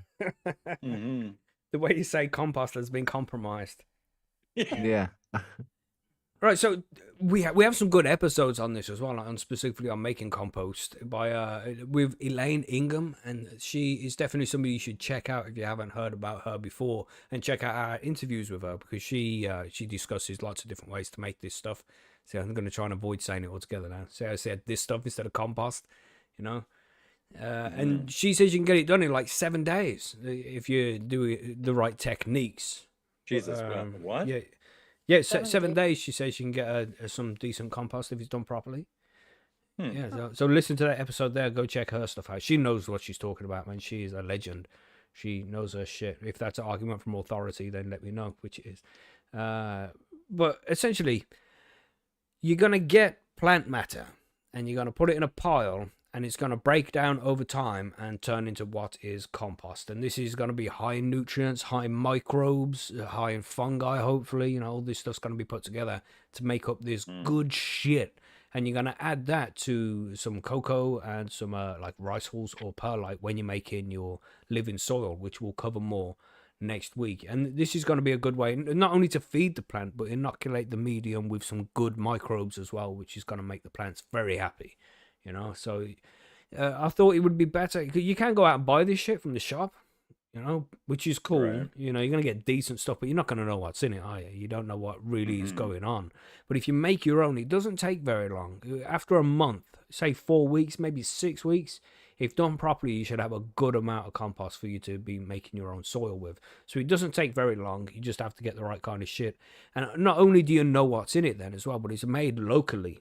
So your plants are going to be more immune to local pathogens and things that might affect them and shit like that. So that's going to make a difference to the whole process as well. So if you're thinking about doing some living soil and growing in a raised bed, going organic in that way, then it's a good idea to make your own compost rather than going out and buying some. So that's what we're going to do. Okay. So what was your technique then, Margaret? When you made some compost, was you just throwing stuff in there? Yeah, like a lot of my kitchen waste would go in there, and then I usually left a pile of leaves because I would rake up the backyard and I wouldn't bag all the leaves. I'd leave some of the leaves in a pile next to the compost, and they would dry out, so I could throw those in every so often too. And that was my method. It wasn't too exciting, but yeah, that's it. It's people take this stuff real serious sometimes and do specific things, and some people just make piles of stuff. Either way, it's better than not doing it at all, So you have to figure out which way is gonna work best for you. But essentially, for this compost, you're gonna use some dry leaves, some straw or hay, some shredded cardboard or paper. That kind of stuff can go in there. And apparently you only want the black and white ink only. You don't want colored ink. I don't know why. Preferably you're not going to use ink paper. Try not to have pretty ink racist. on it. Yeah, very true. Very true. And then sawdust and wood chips as well, because this is essentially, it's called the green material and the brown material. And the green material is going to have different kinds of shit, and then the brown material is, and it's going to have more moisture in it as well. You're talking about like dried plant matter versus wet plant matter, or sticks and wood and shit like that. And these are fine balance of both these greens and these browns to make a nice balanced compost at the end. So Margaret, do you want to talk about the green materials? You want to talk about what kind of stuff you can use to throw in with which would be considered green materials? yeah, and I'll just add to that on the brown materials, corn stalks was another thing that you could use if anybody can love corn, because I love corn on the cob in the summertime. Green materials are like your nitrogen-rich wet materials, so those would be like your kitchen scraps, fruit and vegetable scraps, coffee grounds, grass clippings, manures. I never used manures in mine. Plant trimmings, all that kind of stuff. And as you heard there, coffee grounds and manure, though they are brown, are considered as green materials. Okay. Right. Well, Yeah. when it says green, it's like the wet materials because they have a lot more moisture content. Yeah.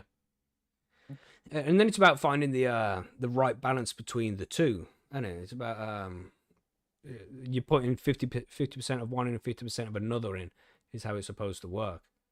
Yeah. So Yeah, that's kind of why I left the pile of leaves by my compost, because I also heard that if your compost was starting to smell a little bit, you could throw leaves on it. That would help.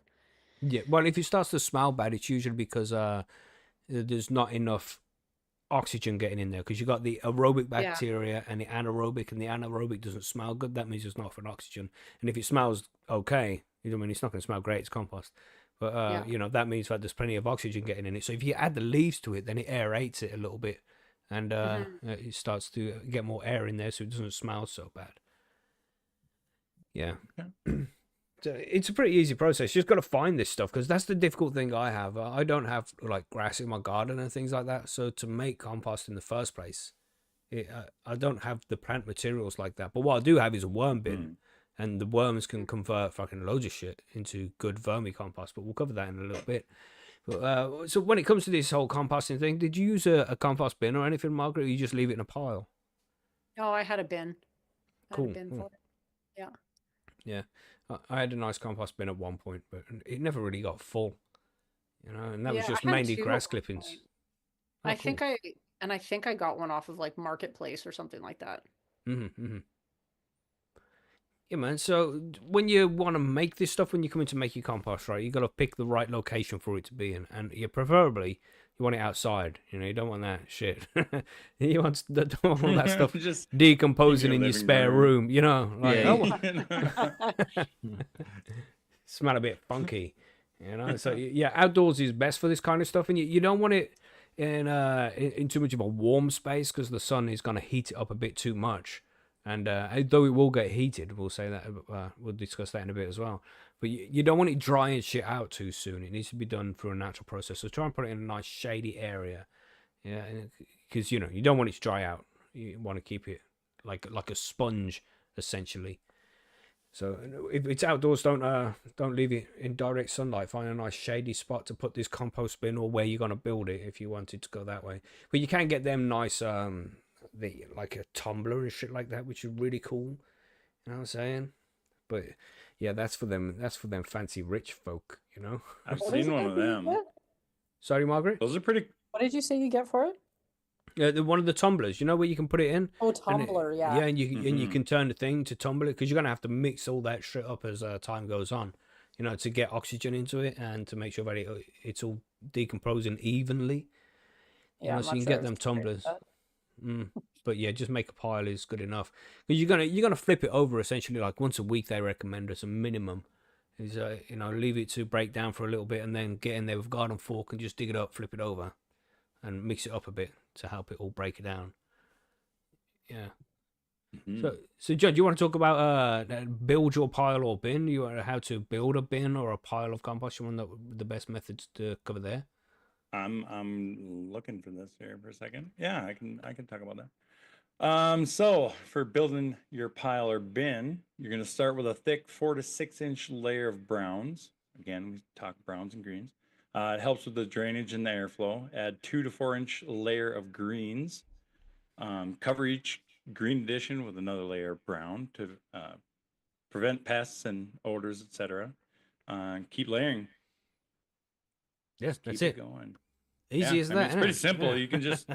I mean, I've never done composting for my growing of my plants, but I've made it for my garden before, but I never really got into like what I was really putting into it. It was more just my scraps for my house, my outdoor stuff. So Yeah. Just a way to environmentally friendly get rid of that kind of shit that you're not using. Yeah. You know. Right. Right. And just in case anybody's wondering as well here, when it comes to pests and shit like that, because some people don't want to bring it indoors because it's been outdoors, got bugs in it and shit. But as this stuff is decomposing, when it's left there, it does like reach these real high temperatures where it kills off these insect eggs and things like that and larvae. So you know, and makes it all good to use when it's done properly. It needs to be able to reach those temperatures though. But you don't need to worry about too much about bugs when you've done it right, you know.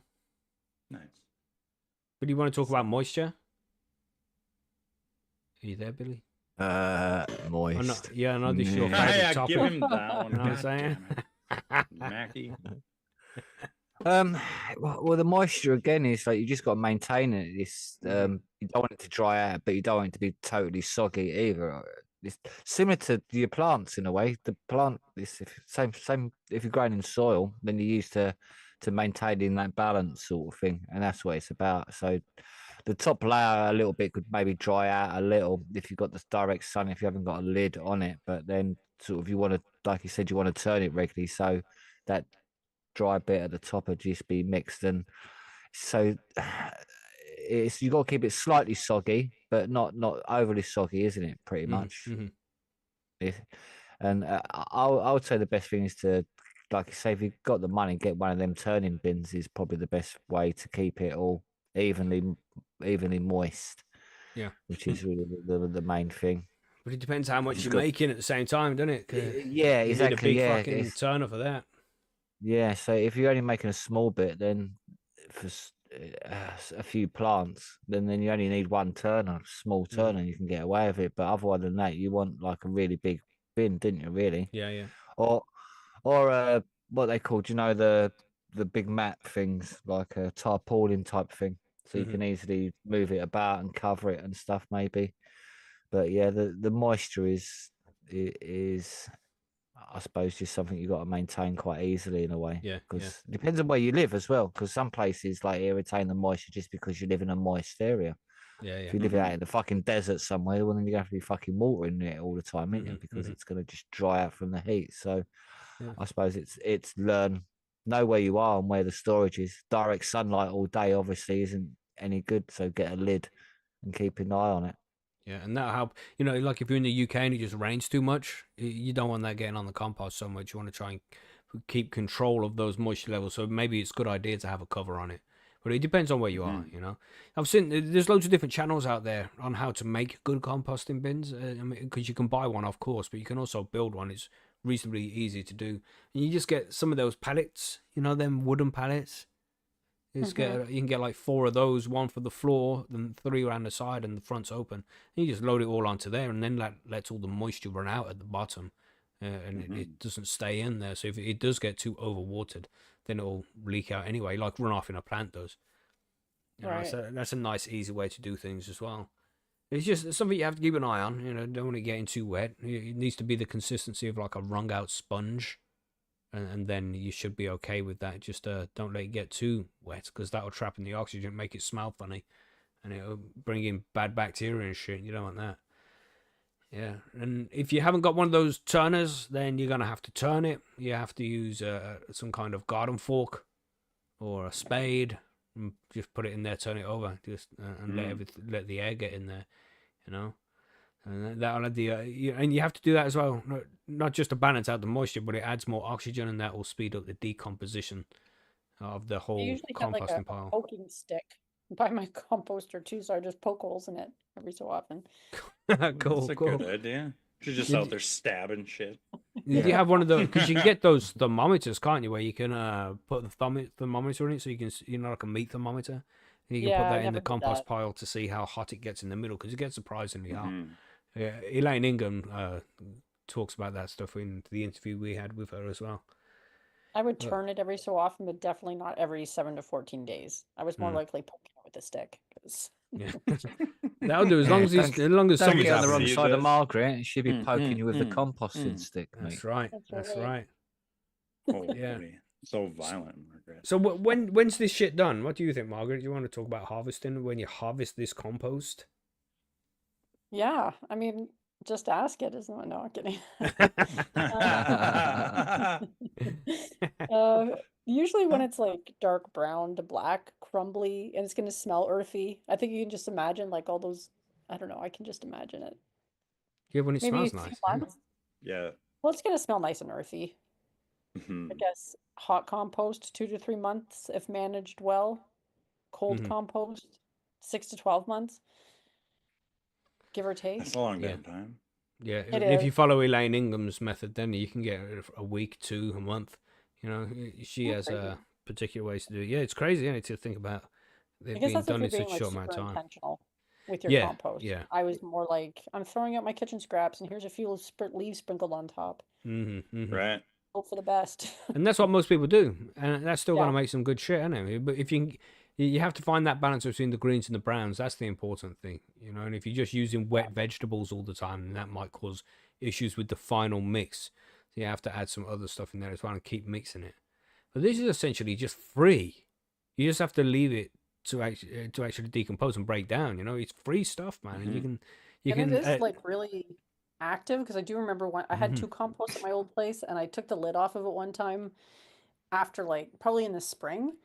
And I think it was in the spring, and I saw like the blackest mushrooms glowing on the top, and I wasn't sure if Wow. that was bad, but Hey, some fungi in there. That's good. That's good when there's fungi in there. that's what I figured. But I'd never seen a mushroom that color. It was kind of interesting.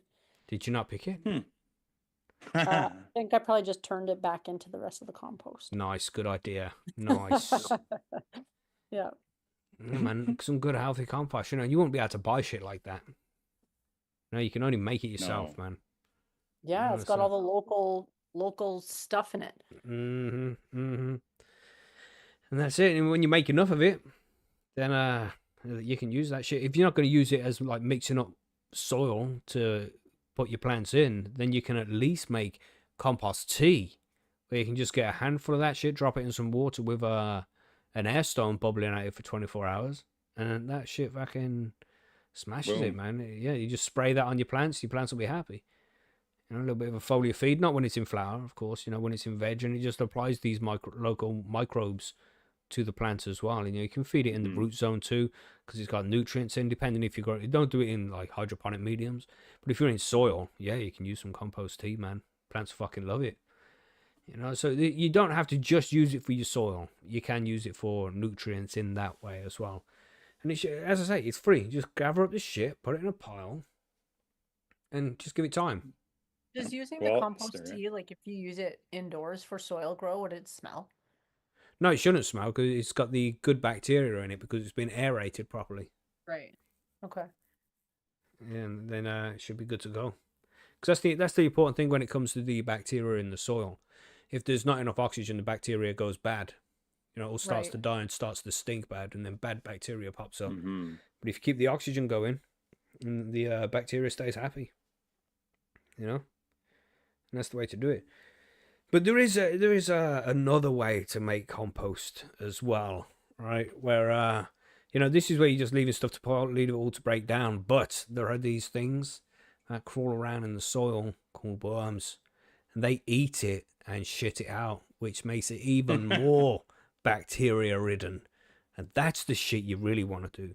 And if you want to make some good compost, man, then it's making the vermicompost could be the best way to do it, or at least have some so you can mix it with your ordinary compost, and then you can make up your soil with it. And it's going to have so many happy microbes in there and shit. So worm bins, man. I have a couple of worm bins. I don't use them for anything for growing right now, but one day, just, you know, feeding them the scraps, man. But it's really easy to do, you know. I remember my grandpa doing it when I was a kid and thinking it was kind of weird. Yeah, well, it's just worms, isn't it? You're just keeping them happy. You got to get the right kind of worms and all that shit. But this is definitely, if you got space for a worm bin, then you should definitely have one, because you can just feed your kitchen scraps to it as long as it's not got onions and things like that. Certain things you don't want to feed the worms, but man, they eat so much. You know, they even eat old clothes and things. Onions. They don't like onions. Yeah, it can hurt them, and citrus as well, because it will change the acidity of the medium they're living in. It'll get too acidic, and they don't like that. So you can't give them like citrus fruits, like no oranges, no lemons, limes, things like that. Okay. No onions.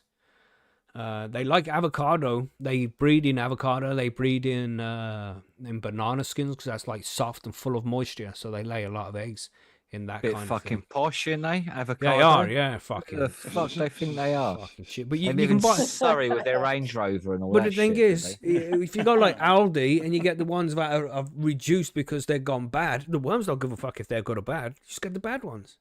Cheap as fuck. The shit they're throwing out. Right, yeah, I'll grab that 10 pence a piece. Feed them now some I worms. buy special food for my worms. Yeah. So, I could as I say, I this is a little bit different. Yeah, it's a little bit different from creating normal compost, isn't it? Yeah. You wouldn't just throw avocados in there, but for your worms, yeah, why the fuck not, man? They like that shit. Okay. And they make more worms when you do that, when you give them places like that to breed. No, it's a pretty they're pretty easy to look after as well. I mean, you would look up, you get yourself a kit. You can get kits for pretty cheap nowadays. Say 50 quid. I think I got my first one for about 50 quid, man. And that was with the worms as well. And you get this different tiered kind of house they live in, which catches the leachate as well. This is like the water that drips through the soil, their piss and things like that drips through. Full of microbes. Plants fucking love it. You know, you can get little worm bins that collect that stuff as well. So get one of those reasonably cheap. And as I say, you're just gonna feed it shit. You know, and you can put shredded cardboard. They're like newspaper and on the very bottom. You're gonna have some cardboard. Then you have some shredded newspaper with some cocoa on top of that. You know, just a regular quar which you use in your plant pots. You know, just drop some of that on the top of there, and then they just live there. And then you feed them loads of shit, and they'll eat it all. Okay. Yeah, and they love it, man. They'll eat fucking anything and loads of shit, and different kinds of worms as well. Will eat different amounts of food. You know, there's like red wigglers, the European night crawlers. What's the other one? I can't remember the name of the other European night crawler. Yeah, but there's a third one. Maybe. I can't remember. But you get a variety of them because they eat at different levels. Some of the worms prefer to eat at the bottom levels of the bin, and then some like to eat in the middle. Some like to be like remain around the top of the surface. So if you get the different varieties of worms, then they'll cover the whole place rather than having all living in one particular section. Yeah, That's interesting. yeah. And you just feed them fucking everything. They eat like I think it's 3 times their own body weight every day. So if you got 500 worms and they all weigh a gram a piece, you know, and they're eating 3 grams a day, that's quite a bit of fucking shit they get through. Yeah. You know, that they can eat, man. And you could just get them like a lot of your kitchen scraps, except for like the onions and the lemons and stuff. Yeah, and you don't want to give them meat and dairy and things like that because that's just going to Right. make the place smell bad. So, you know, there's specific things that you'll feed them. So it sounds a lot like what you would put in your regular compost almost. Yeah. Right. I don't usually put meat in my I guess you can. There are composts designed for that, but I never did. Yeah, they Cheese Face in the chat says they love coffee grounds as well. Yeah, and they love coffee grounds as well. Yeah, and that's good form of nitrogen. I think coffee grounds is nitrogen. So if you want to add some extra nitrogen to the compost that you're making, some coffee grounds, you know, either composted or put for a worm or two. You know, they love that shit, man. So yeah, really easy to do. You can get a kit to get you started, and yeah, it's African night crawlers is the third one. You were right there, Margaret. Red wigglers, European night crawlers, and African night crawlers. You know, just try and get a bunch of those, put them all together. And I drove somewhere. I can't remember where the fuck I drove. The missus just like, we're going out to buy worms today. I'm like, cool. Where is it? She's like, here. And then it was like an hour's drive. What the fuck is this? Where are we going? But we got there. We got like 500 worms for 20, 30 pounds or something. It wasn't very expensive. You know, to set up the whole thing, it wasn't very much. And you know, they're nice pets to have as well. Not too much bother. They don't need to be walked every day and things like that. You know. They don't want to fucking play frisbee every day. God damn. Yeah. You can go fishing with them. But no, because then you don't want to use them worms. They're the expensive worms. You want to use just normal earthworms out the ground because those earthworms, they don't eat as fast as these particular worms do. So, you know, earthworms are not as good. You know, they'll do the same kind of thing. It'll just take longer. So you don't really want the earthworms for when you're making vermicompost like this. You want them the red wigglers and the European night crawlers. And they're happy then. But yeah, you'd have to do like a local search to you because a lot of these people who run these worm farms, they don't ship them. They don't want to ship them because if it's left for too long, the worms are just gonna die. And they like their worms, you know. It's like this is like a pet to them or something. So they're like, oh, I don't want to just leave my worms to die in the post. That's sad. So they prefer for you to go and pick it up. So you can do a Google search and find a worm farm that's close to you and go and buy the worms from the person and then bring them home. So it shouldn't be too much of a bother. I would recommend doing it that way. But you can buy them online from some places. And of course, you can go out and find them if you want to do that. But fuck yeah, now. Do you really want to do that? You know? No, you don't want to do that. So I take it nobody's had a worm farm. You not got a worm farm, Billy? No. No. And you neither, Margaret? No, just remember my grandpa having one when I was like 10. And was that in Canada as well?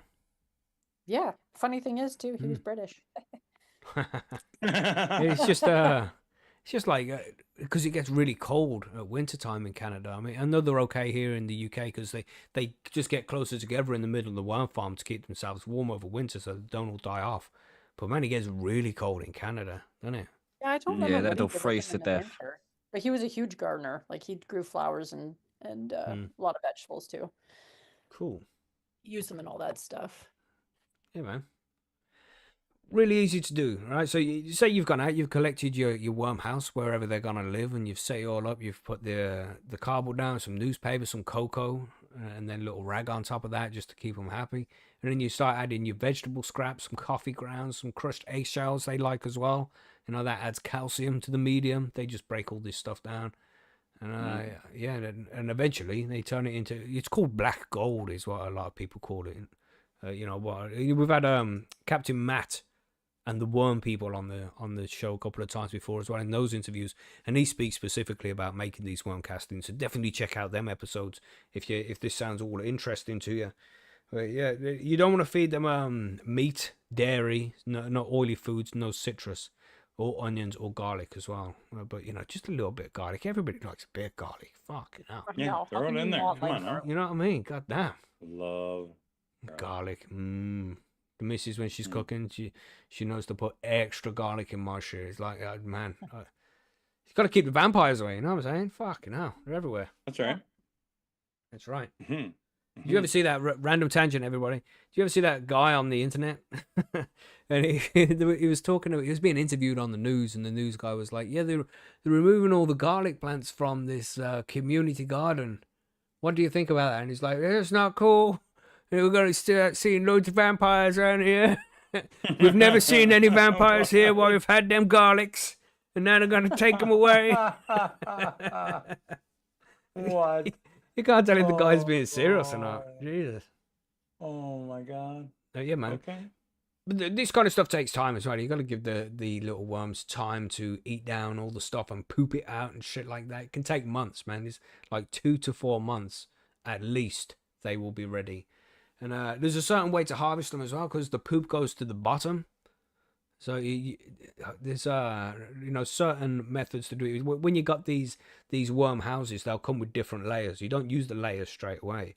The worms start off in the bottom layer, and then you start putting stuff in the next layer, like another tub that goes on top of there, and they crawl through that and start living in the second one above it.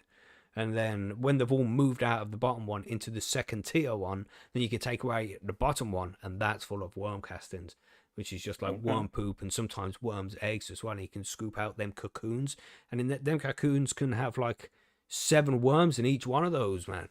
So make sure you don't get rid of those too much. But you can see what I do with mine is I got a little sifter thing, so I just put a pile of it on this sifter thing and then shake it, and then it just all the small stuff will just sift through into the bucket underneath, and then you're just left with just this beautiful. It's hard to describe.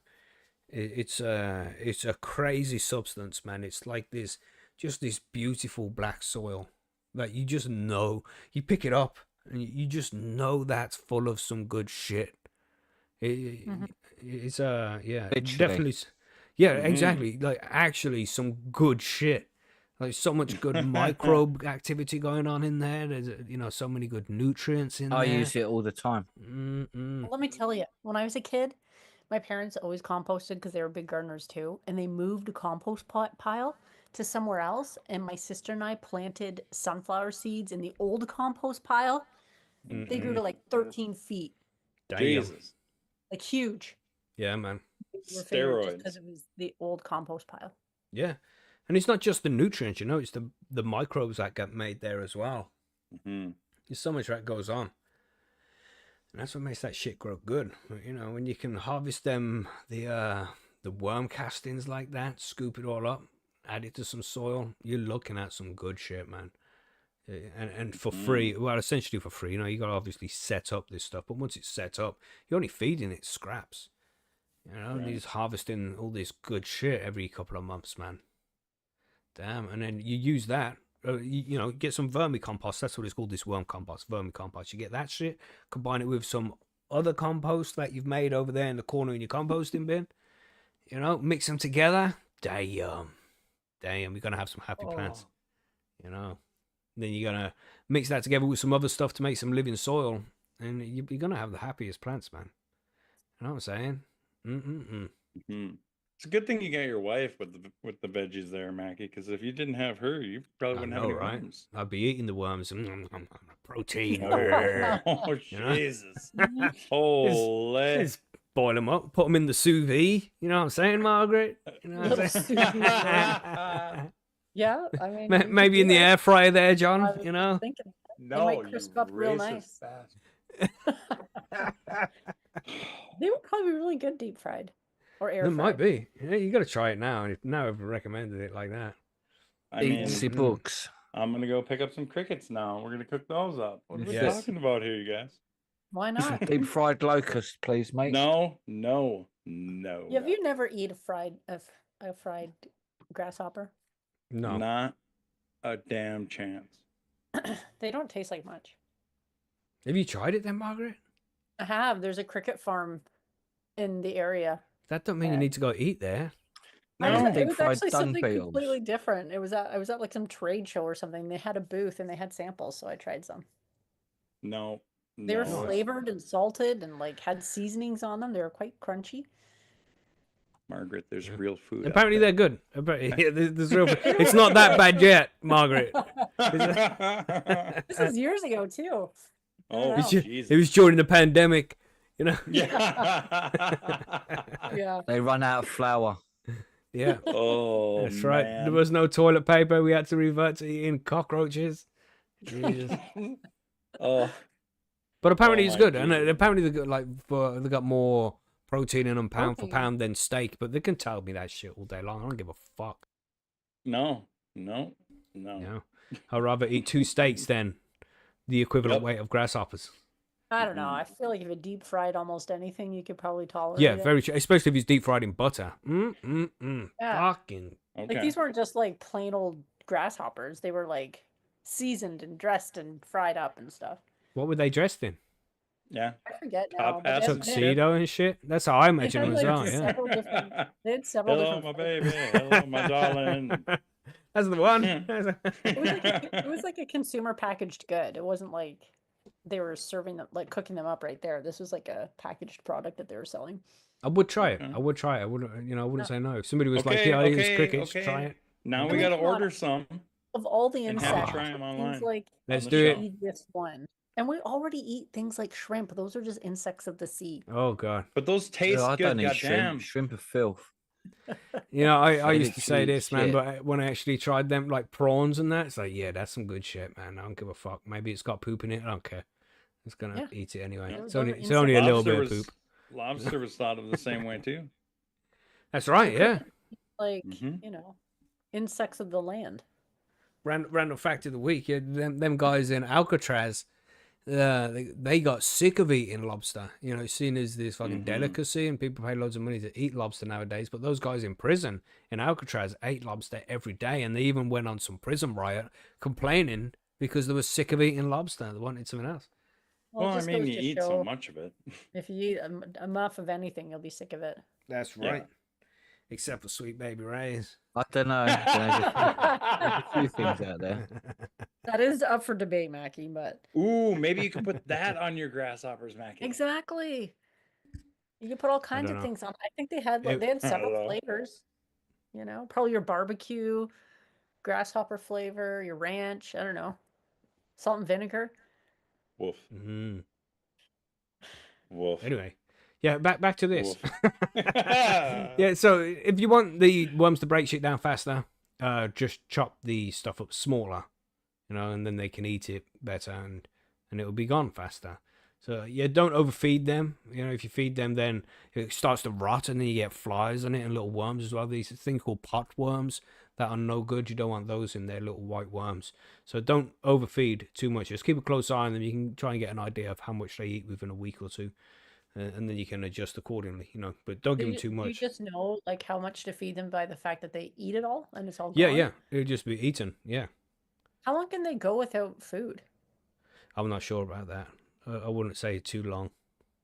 Okay, I'm not I'm sure. just curious. Like, Yeah, just keep Yeah, it it'd be a bit topped up. cruel, wouldn't it? Starving your worms. Let's see how long they Yeah. take to die. Yeah. Starve the cunts. I'll let you know in a Yeah, couple of that's weeks, not what I was Margaret. asking Just- but like if they eat Let all you the know food after a up, small experiment. if you feed them and then they eat it all up, and then like do you have to feed them immediately, or can they go? Yeah, wait you until- always want to have a supply of food there for them, because Right. if it's always there, they'll breed more. So Okay. Okay. you know, there's lots of food available to them, so they just keep breeding. But when it Sounds like when it- humans. yeah, pretty much. Mhm. But when it starts to become more scarce, they stop breeding so much. So if you want to have more worms being produced, then you have to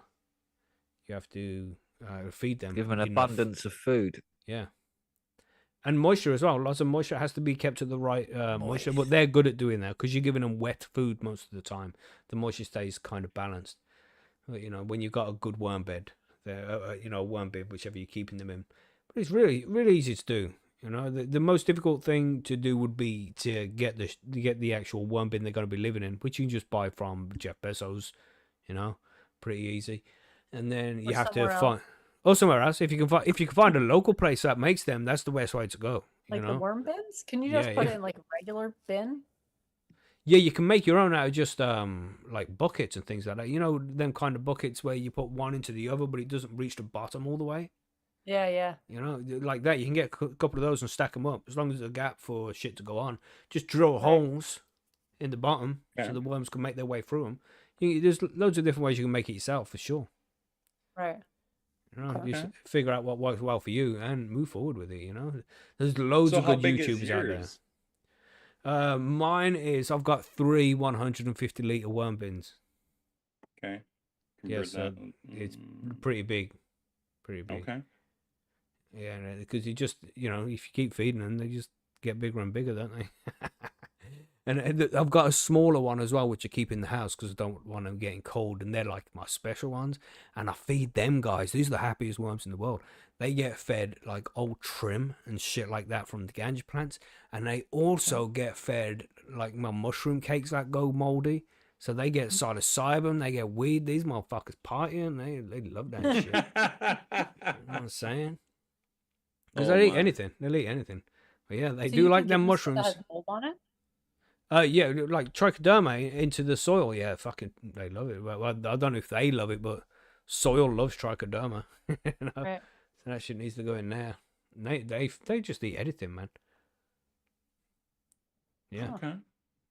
Do it. Get Okay. yourself a worm farm, even if you're not going to use it for growing. You know, and again, you can just use. You don't have to get loads of it to make your soil with it, which we'll be covering next week. You can just use it for some foliar feeding, and just to add some microbes to your soil and on your indoor grow. You know what I'm saying? So yeah, get on that shit, man. And it's good Okay. fun. Nice hobby. Nice hobby. But I mean, there's always more to cover here when we're talking about compost, and you just go out there and find some. You know, if any of this sounds appealing to you, definitely check out Elaine Ingham if you want to make some good compost, because she has. I know she's like been to university and shit for like 50 years. She knows her shit when it comes to making compost, man. So go and check those channels out. Just search for Dr. Elaine Ingham. You'll find her. You'll be able to find interviews that we've done. If you're a patron, you'll be able to go back and watch those. It'll be in the back of the queue somewhere. Just scroll for a while and you'll find it. And you know, if you for podcast listeners, just do a search for Dr. Elaine Ingham, High and Homegrown. There's a few episodes that we have with her, and she explains all this kind of stuff. Real interesting episodes. And then when it comes to worm farms and shit, I mean, there's loads of different ways to do this. There's what's it, man? I can't remember. There's an Australian guy, Graham's Worm Garden or something like that. I can't remember the name specifically. I think it might be Graham's Worm Garden, and he explains how to do things from like just a basic setup. But then there's Captain Matt's Worms as well, which he goes into great detail about loads of shit. He will explain how you can take just a few worms and turn it into a big worm business where you can actually make money from selling the worm castings, because worm castings ain't cheap. You know, gardeners want to buy that shit so because it's good. So if you got enough space to set this up and time to let it reproduce and double and double and double, then before you know, you got this huge fucking worm farm, and you'll be able to sell some worm castings to people, and that's what he does. So check out his channel as well, and the interviews we've done with him. You know, so yeah, check that shit out, man. Good channel, good guy as well. Real nice guy, Captain Matt is. Proper friendly guy. Just an old guy, and he has a boat and stuff. That's why you call him Captain. But he's got a boat. Yeah. His worm bin's fucking epic. Check that one out. He's got like 2 million worms or something in his farm. Ridiculous, crazy. But check it out, everybody. Go do it. But are they good worms? It's quality, not quantity. This is America. It's America. Yeah, man. So there we go. If you have any questions, make sure you find us over at percysgrowroom.com. You've got a question here from Argyle Turtle. Do you put the new tray under to let it inoculate for 2 weeks before placing it on top? No, I don't. I don't see why you would, really. Yeah, it just goes on top and the worms eventually move their way into the top one, because you leave that there for a week or two as well, so they have time to break down what's in there and start moving up into this fresher soil. So yeah. Okay. So we ready for listener mail? Yep. Do we even have any listener mail? I forgot to ask on the forum today. We did get some later on. Well, we had a couple of weeks off. You know, I forget things. You know, it's like you just forgot to ask. Shit forgot to ask. Any questions for the show today? Here we go from Green Grocer. what's a good UK outdoor cultivar? Any like that teen Celsius? Any that like teen Celsius at 50 to 60 humidity. What would you recommend, Billy? Any outdoor cultivars? Frisian Dew normally does well, yeah, and that's designed to be an Wait. outdoor plant mainly as well for the northern hemisphere. There's a few on Dutch Passion if you really want to. Is the best ones. Look at their outdoors, then that'll suit our climate here as well, pretty much. Yeah. So yeah. Yeah, Frisian Dew, anything from Dutch Passion like that, really, you know, they're Dutch strains. Similar kind of hemisphere to the UK there. So the climate is similar, so you'll be able to work with those. And for the teens, Celsius, yeah, because, you know, summertime in the UK can be shit. You're lucky if it gets to the teens, man. I don't know. There's one which is famous for being able to be grown in the UK quite easily, and that's purple Marek. And any of those strains which have that purple gene, because that purple gene, that anthocyanin, it's called, this certain hormone that's released by the plant when it gets cold.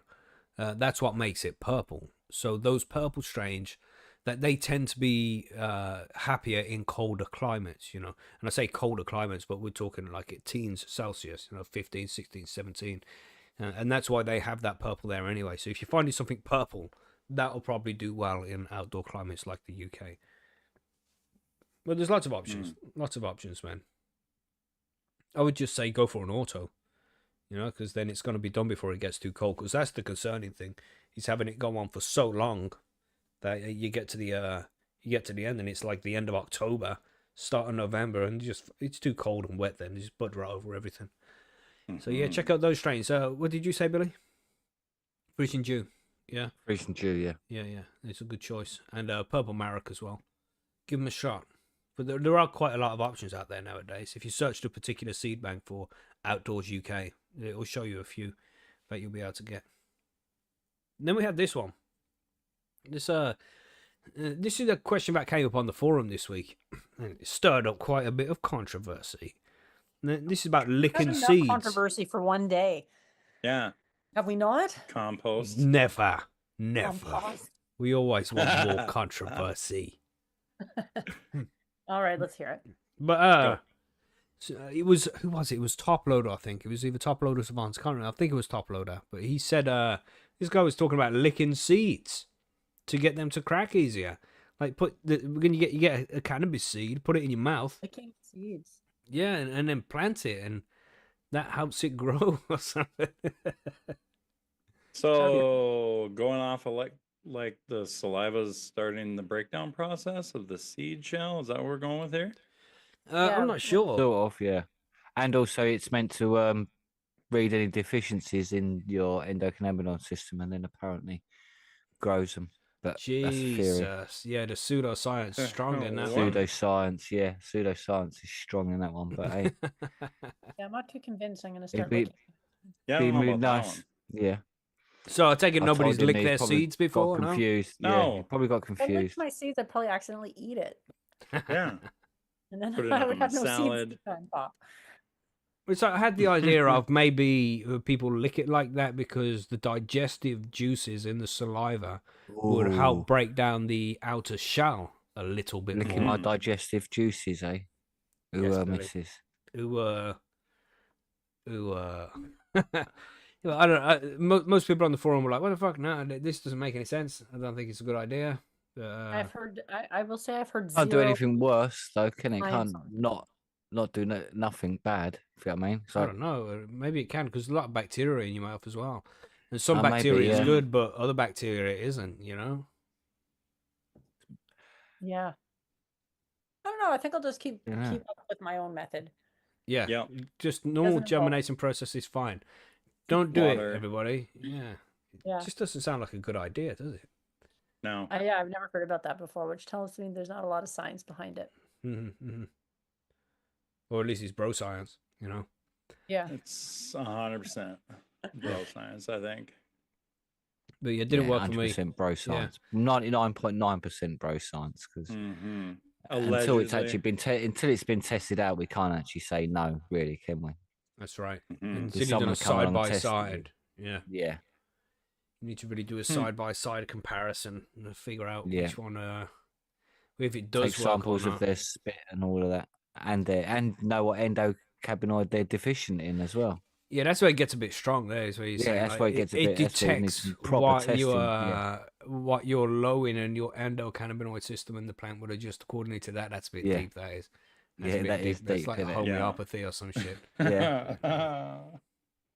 Just That's makes the no theory. sense. That's the theories behind Okay. it all.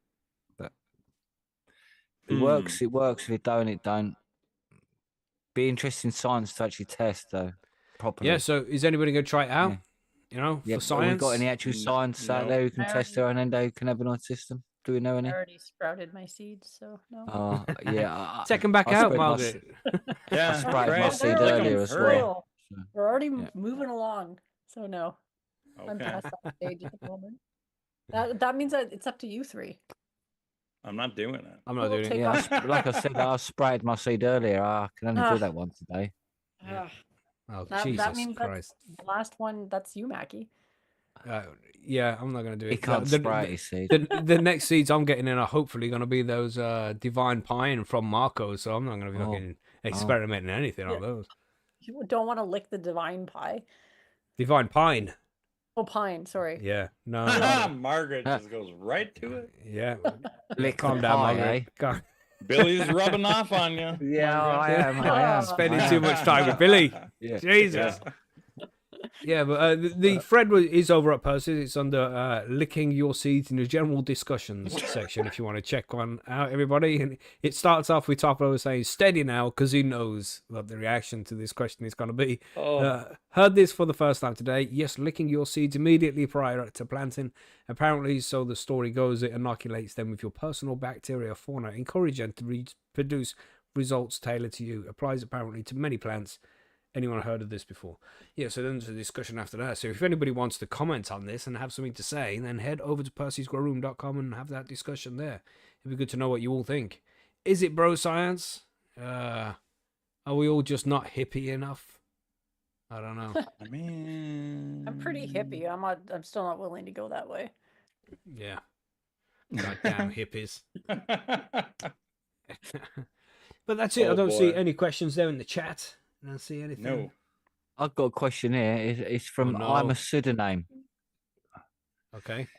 It says, I buy There you lots go. of stuff from Amazon. Does that mean I'm an astronaut now? Yes.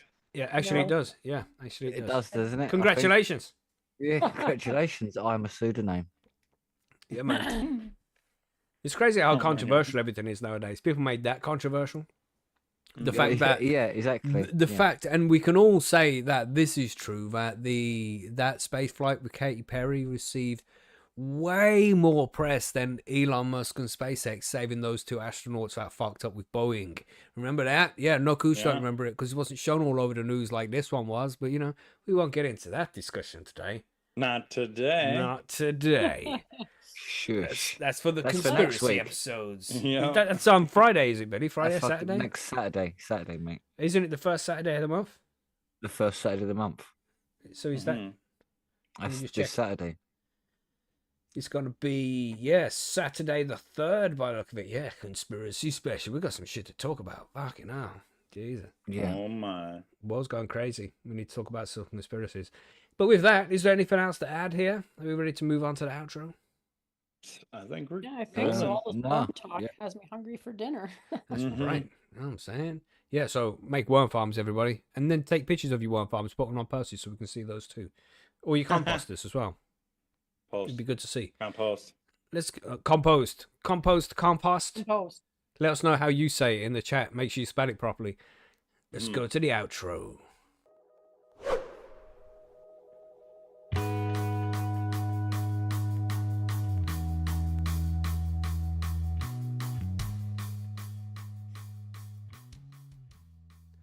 There we go. Yes, good show, everybody. Good show. It's good to be back, right?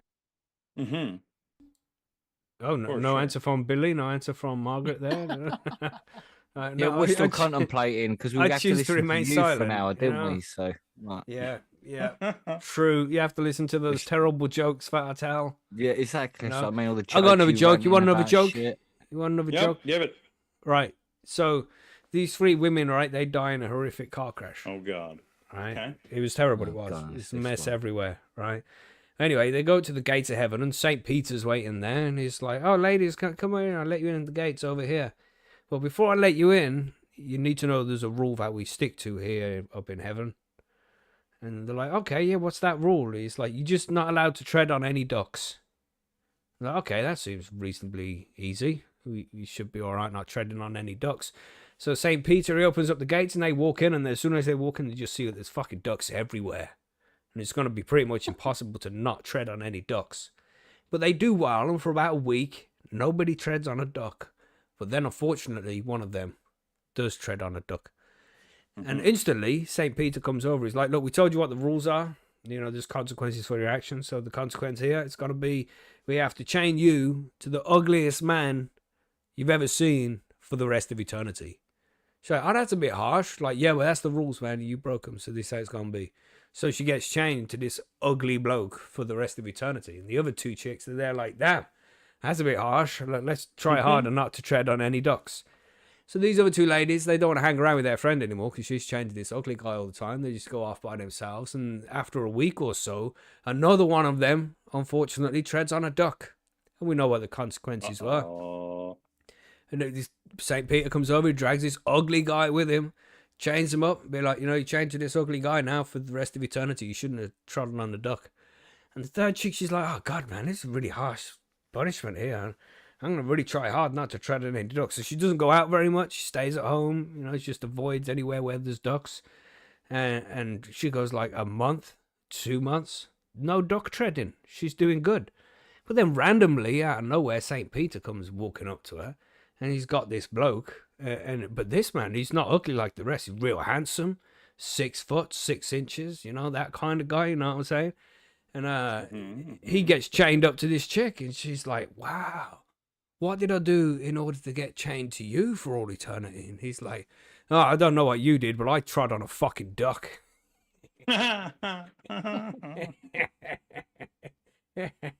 Because he insinuates that the woman's really ugly. You see? See there the joke was? See that? Fucking See that? Yeah. See that? See that? But yeah, that's the joke, Like I everybody. said the other day, That's that's the joke. Macky's confession saying that his wife stood on a duck. That's right. Now she's trapped. Oh, my There we go. goodness. Anybody else got any jokes before we go? Anybody No, else? I've had No. enough jokes through today. Yeah, I know, isn't it? Yeah, you get what I mean? Like, What's wrong with you all? What's wrong with you? Oh, it's sad.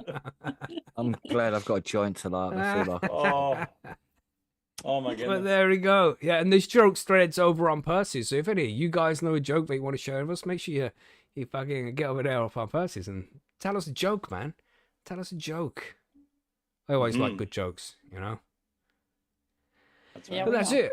I think that's it, right? I think we're done. Yeah. No more Think jokes so. to tell. No more jokes. No more things to add about composting. Was that Yeah, the right all the way? Stab you. Best. Was that the right way? No, compost. Compost. Oh, like Fuck. when I'm. Like you're going to the Oh, I was post gonna. office. I was going somewhere with that, and that's Yeah, calm down, John. Calm down. Right then, let's wave then, everybody. Thanks for joining us. Shit. Yeah, All hit the like button, subscribe, all of that YouTube Waving. stuff that we have to say because we're Waving on and shit. YouTube. Then. Yeah, Goodbye. it's been a pleasure as always, everybody. We'll see you on Sunday for the next one. Let's go. Bye, everybody. Goodbye. Bye.